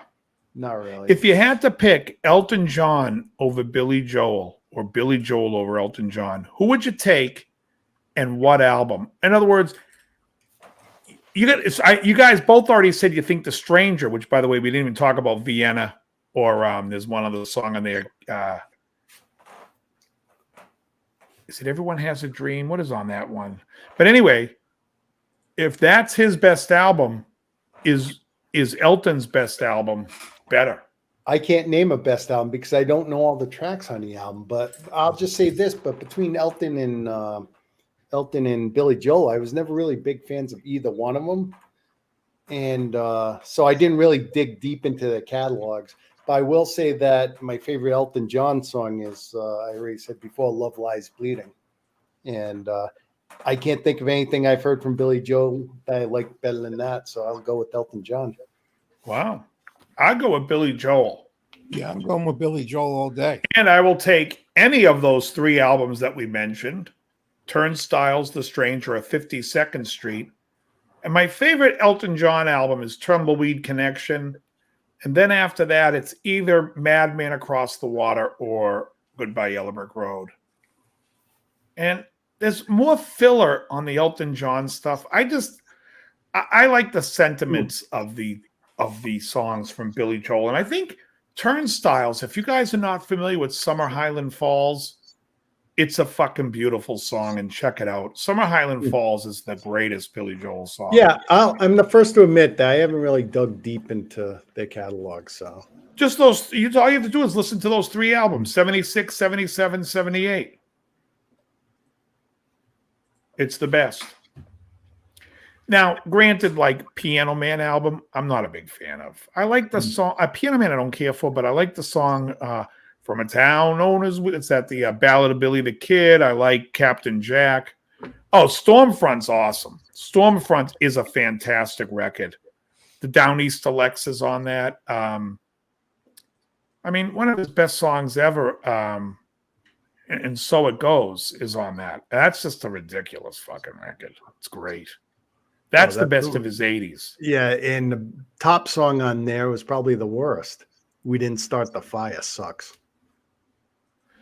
It's just a gay, typical song, one of those boppy, Hey, for John, did you say atypical or gay typical? Gay typical. Someone's knocking at the door. Somebody's ringing a bell. Someone's knocking at the door. Somebody's ringing a bell.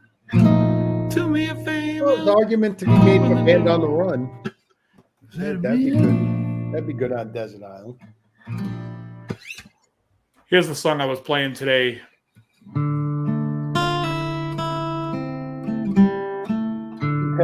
No quarter. That was in my top song.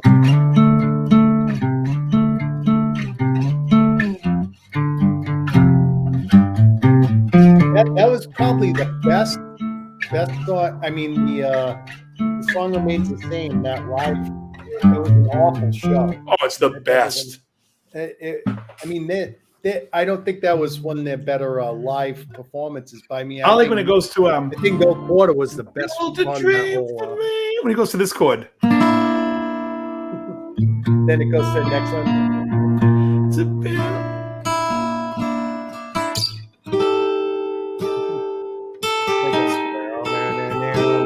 They choose the path where no one.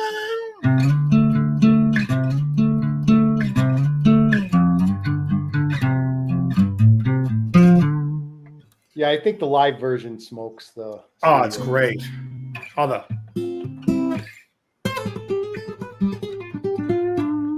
Yeah, it's killer stuff. Killer. Empty Garden is great. You know what I also liked? I liked the one he played with Elton John with Tom Bell, which I think Elton John hated, but I loved it, which was Mama Don't Love You. Daddy, Mama Can't Buy You Love. That was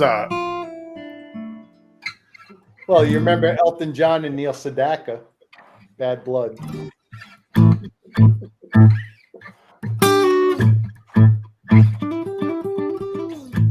It could have been me, but it was you.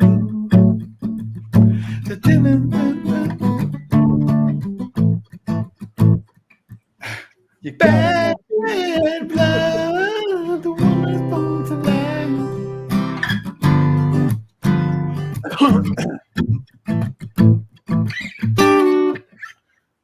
Yeah, good stuff. Wild stuff. Come out.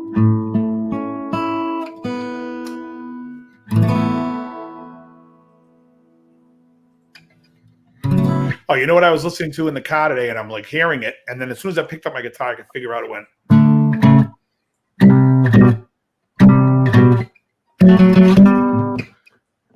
Why does that sound familiar?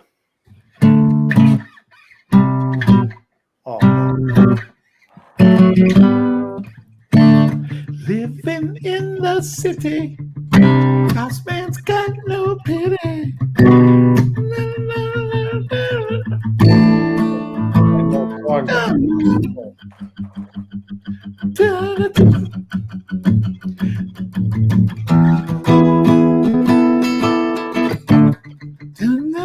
You know the song. Yeah, I do know it, but it's not. What the fuck?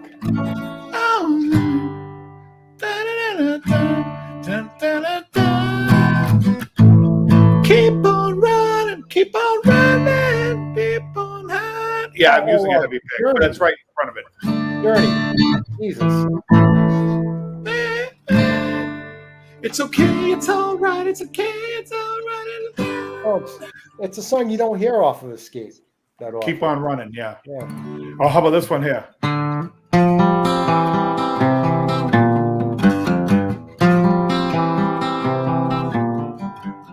Lay it down. I heard that yesterday too. I was like, man, I am hearing a lot of Journey. It's just the mic was right up in my face here. That's all.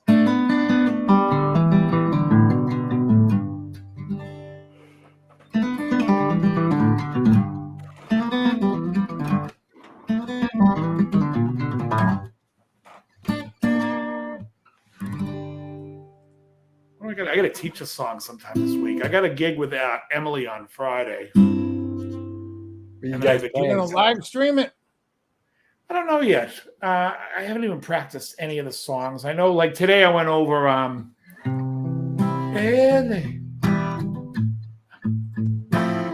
Prove too much for me. Midnight Train to Georgia. So he's going back to find.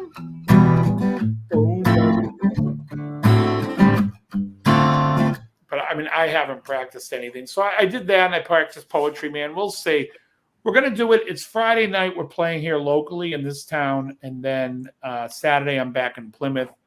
But then, so I don't know if I'm going to film it yet because Emily and I have a show in 2 weeks at a place in Pawtucket.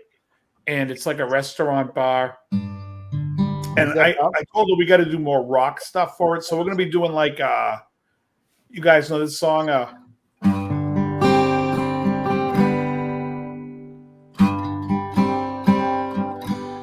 In the beginning, I believed every word you said.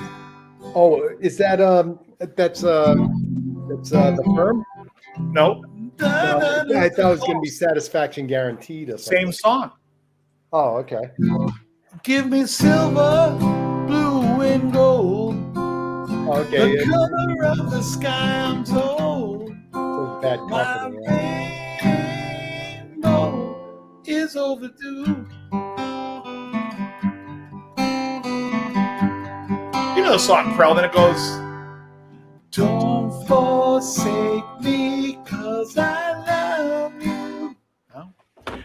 3 songs from the Wood. I reviewed the Jethro Tull album, Songs from the Wood. I haven't listened to it. I'll give it a listen. So can you divulge where you're playing in Pawtucket? Is it the Boundary? Yeah. Oh, okay. Yeah, well, I just saw Jared like a couple weeks ago at the cigar bar. Oh, you did? I bumped into him at the Moncu, then bumped into him at the cigar bar. Yeah, we're playing at his place the 26th. Oh, okay. The old Friday Korean. night, 7 to 10, I think. 7 to 9:30.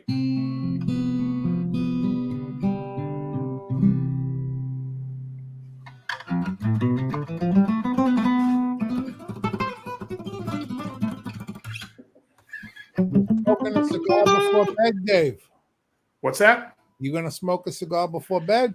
Yeah, it's warm out tonight, and I only had today was a crazy day for me. So today I go to the gym. I do. Anyone here see my old friend John? I do.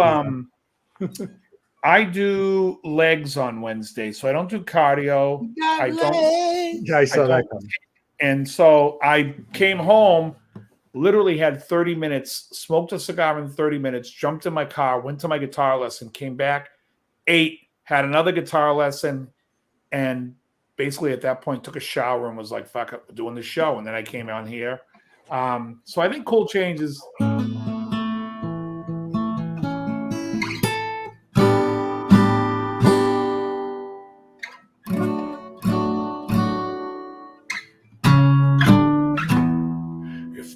one thing in my life that's missing. It's the time that I spend.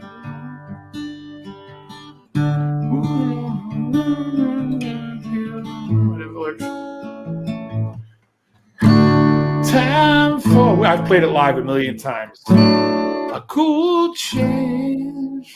I know that. Are you gonna smoke one, Joe? No, I'm gonna have a little more of that summer sausage. I may watch Evil Dead again, and then go to bed. Wow. Yeah. You know, I haven't seen. Was my phone on? Jerry didn't come on tonight. No, But sometimes Wednesdays after the show, when he doesn't come on, he'll call me. Jerry literally lives like, I want to say 2 miles up the street. He usually swings by while I have a cigar and we sit and talk. Krellbar, Hugh's asking if you sold any guitars. Actually, it's kind of a standstill. I got a couple out there I'm trying to sell kind of on Facebook Marketplace, but hasn't really been any takers. I'm still down to 21 guitars from 30. So anyway, Jerry usually swings by on Wednesdays and while I smoke and will sit outside with me, but I haven't heard from him yet. Usually, and it's 10:40. Folks, we're gonna call this. I didn't realize it was this late. I'm gonna try to have a lesson up for Monday. I hope I get my lesson up for Monday. I'm either gonna do it tomorrow or Saturday. I just have so much shit to rehearse for Friday, so maybe I'll do it Saturday. I hope I can get it up there. So if I do, I'll have a lesson up Monday morning, and we'll be back again on Wednesday. All right. Anything you guys want to say? have a great week, everybody. Yep. See you all next Wednesday. Very good.